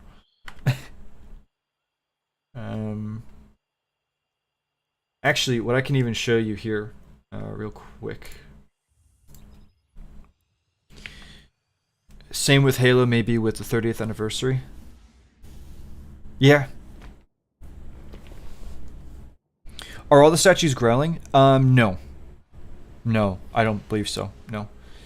But it's kind of hard to miss when they are. And I don't actually know what the story is with that dude. I actually don't. I don't know. I couldn't tell you. Because when it comes to the whispers and all of that, I have my beliefs around that, but the statues growling, it's completely different. I have no idea. And this is what I actually said. I don't know. I think I said it to friends, but I said it maybe in my video as well. I don't know. You know, these people are able to walk around without their bodies. If it wasn't for the hologram like this, you would not know that they were there. This is exactly the way the pyramid race is. And again, that's thanks to the power of the veil. And no, I don't have a skimmer because I was unable to get the 10% Nightfall score, and I don't want to play as a warlock, and I don't want to give Bungie too much of my money because I don't have a lot of money, and also because but the main reason is because I'm a man of integrity. If I had a lot of money, I wouldn't be a whale. I promise, guys. I promise.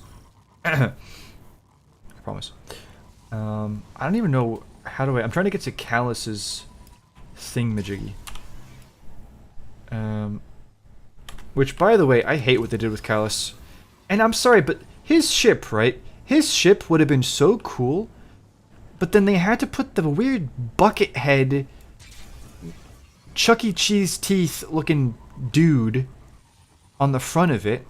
And I just think it was completely uncalled for. Nobody's intimidated by it.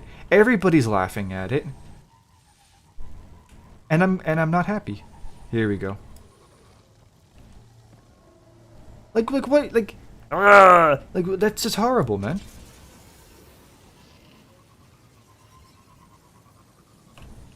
It's disgusting.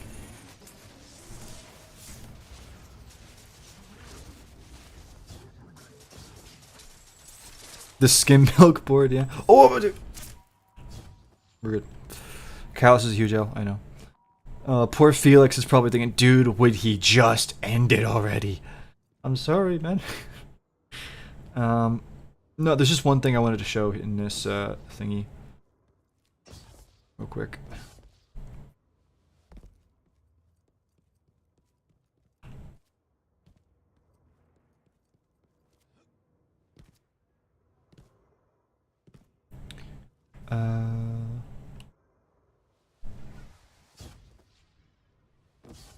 Okay. Get out of my house! Alright, cool. Where am I going? Going this way. I wonder what they could have done with Callus. I mean, I think him going, like, bad was always gonna happen, but I just think from a story side of things, I don't know. I think that he just... They made him like the comical Saturday villain, you know?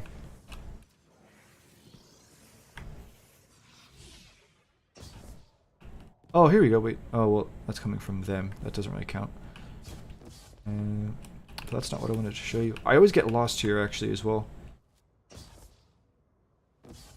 I think it's this way? No, but I came down this way. Oh, man, I need a GPS. Is it this way?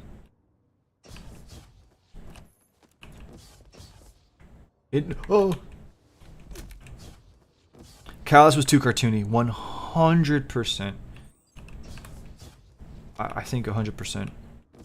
I actually really liked what Duality did with Callus and going into his psyche and kind of looking at the different things. I thought that was very interesting. Here we go. This is what I want to show you.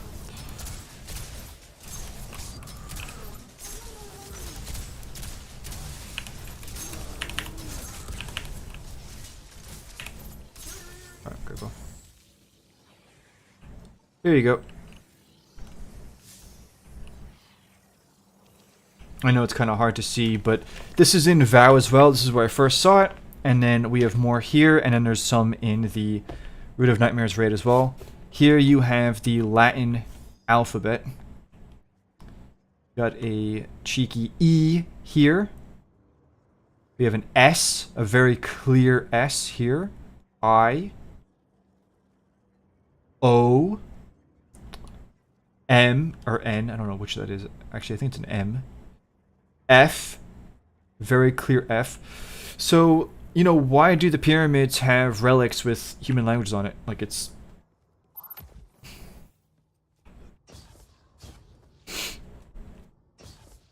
And, you know, some people were like, okay, well, maybe it was just Rolk took some, whatever. And even if it was, like, just Nezaric's pyramid, you could have been like, oh, well, you know, Nezaric was on Earth. That needs to explain, by the way. And he, you know, did whatever. But it's on, pretty much the last, like, 2 pyramids we've been in. Ooh, where does this go?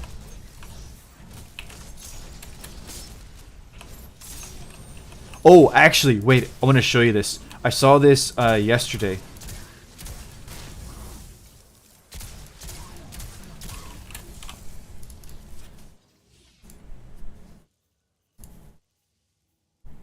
No, that's not it. Oops, sorry. Stop it.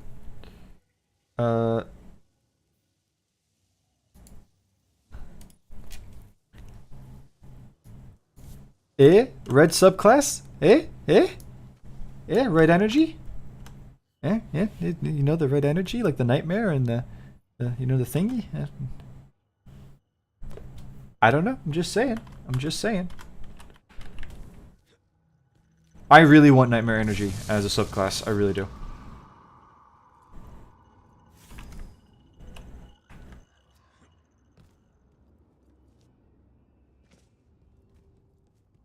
Yeah. What with the symbol? What do you mean, Arrow?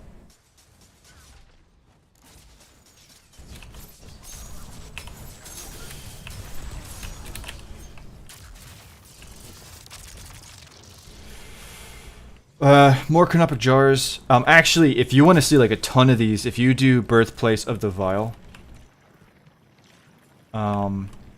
there's like, they make a point of showing you how many of these there are. And actually, somebody asked me, you know, what I thought about the connection between these urns. Actually, I'm going to show you this, actually. I'm going to show you this 1 second. Somebody asked me, what did I think about the connection between the canopic jars in the pyramid stuff and the urns in the 9 stuff? And I just see it, I see it all as foreshadowing, because the 9 have been used as a tool to kind of show us things that'll happen in the future. But there's another thing as well, and I've shown this in videos before, but I'll just show it again for the giggles. Did I see that there was a precursor that didn't join the witness? I did. I did. Oh, I actually don't know what that symbol was, Earl. I actually don't know. By the way, I don't know why people are calling them precursors. Like, I know that Bife called them that, but like the way I see it, that's not the official name of them. I'm actually not against them being called that. That being said, if it's not official, then, you know, I don't know. It's also awkward because you do also have, where was it?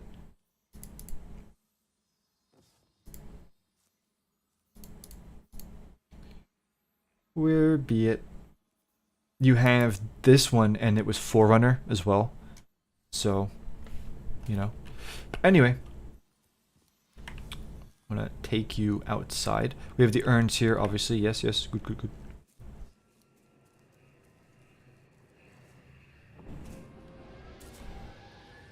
Bro, why you do that to me, man? I just want to go outside. It's like, no! You haven't touched grass in over a week! It is dangerous for you. I know, but this time I want to go outside. Please let me go outside. No, it is too much! The sun will burn your skin! I know, but it's worth it. I know I haven't seen daylight in it. No, you must not do it! No, please, please. Okay, we did it. I'm here. Eh? Eh?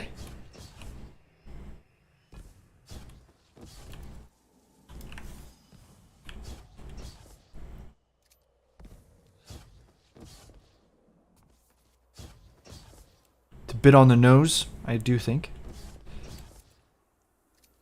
And then you got that one as well. And I think there's actually another one later on, but I can't really, I'm not gonna try and get to that. I cannot be buttered. And there's a chance, like, if you want to stretch it, you can say this is too, if we come up here. You see here, this would be like the hilt. And then, like, whatever.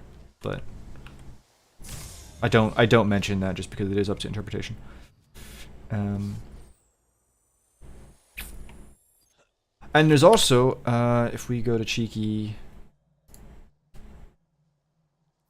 No, definitely not. Definitely not. Yes, no, yes.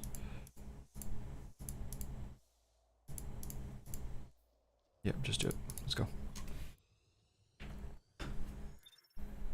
Okay, Felix, I'll talk to you later, man. Thank you for being here, though. No, dude, you're fine, you're fine, you're fine.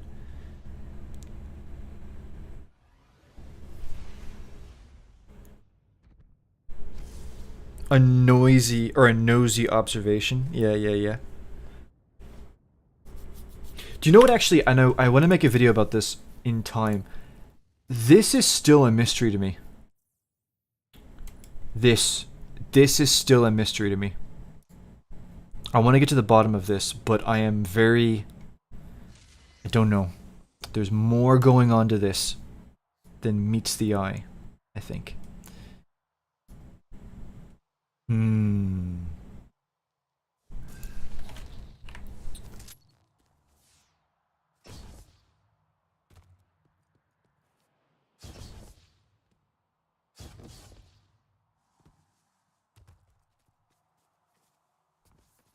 Also, you see, like, these? This is something that comes up a bit. with the pyramids, and it's also in this. You see? Like, come on, bro. Anyway, the thing I want to show you was here. Look at that.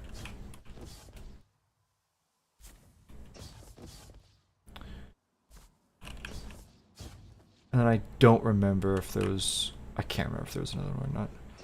Oh yeah, here, actually, as well.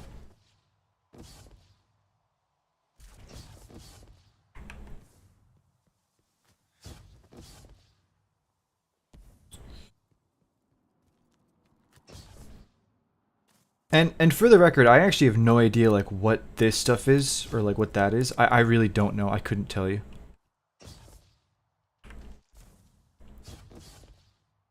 I could not tell you. No.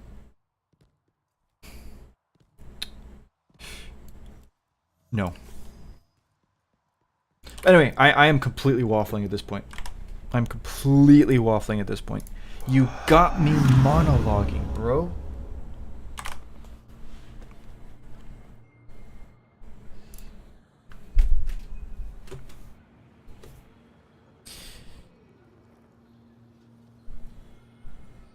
Yeah, I don't know, dude. I don't know what is going on with that. And this is the thing. That gun is actually one of the urns from the pyramids. If you rotate on its side, and that's why it's called like Delicate Tomb. It's in like a more prettier version.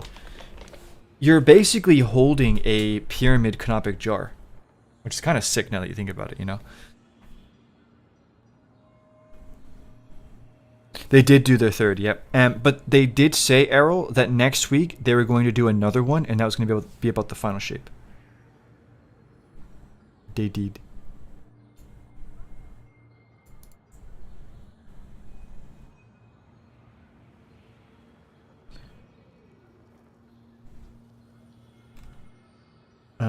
And I actually want to point this out to you guys real quick.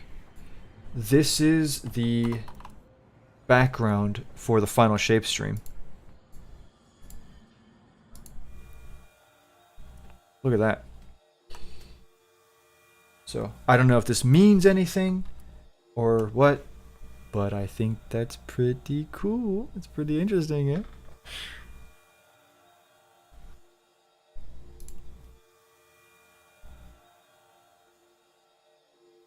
What if it's the Europa Pyramid's disciple? I don't think so. I don't think so, because whatever this being is, this is something really powerful. This is something very powerful. And when is the update? The update life? What do you think they'll show the final shape next week? More Pale Heart, and what I would like to see is I would like to see a new subclass. That's what I'd like to see.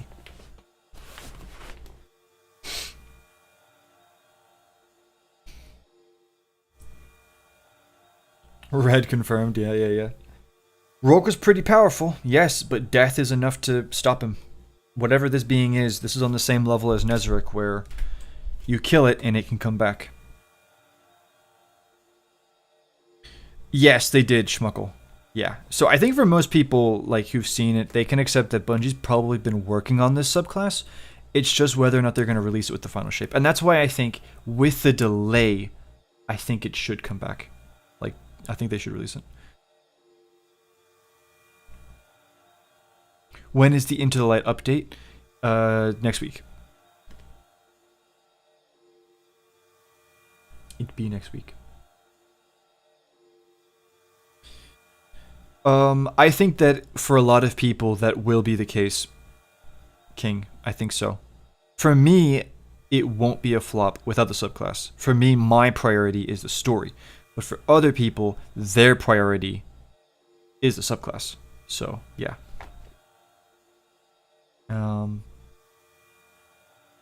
But yeah, I'm going to end the stream, I think, because I know I have family that are being like quiet because they don't want to, disturb the stream or whatever. And I've actually been streaming. I've been streaming almost like an hour longer than I was planning to.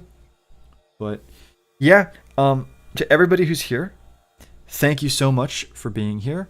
I think I may end up I don't know if I will or won't. I think I may make a video about that picture, just to kind of give a better explanation. We'll see, though. I don't know. And yeah, that is as deep as I can go into it, into that picture, if you were here for that. And I tried to connect all the dots as best as I could. And I'll be surprised if there's anybody that can get like an actual solid answer about what the big boy is. Maybe somebody has found something. I don't know. But yeah. If there was a red subclass, I think they would have shown in August. Well, I don't think they had time. I think it was too early. Also, there's a chance maybe this is big copium. Maybe they were going to keep it a secret. I don't know. But yeah, no. I will end it here. I need to let I'm losing my voice, bro. And yeah, no. I will talk to you guys later. Yeah, it'll be a massive, massive secret. Thank you, man. You too. You too. I hope all of you have a great week, and I look forward to talking with you again. But yeah, with all of that.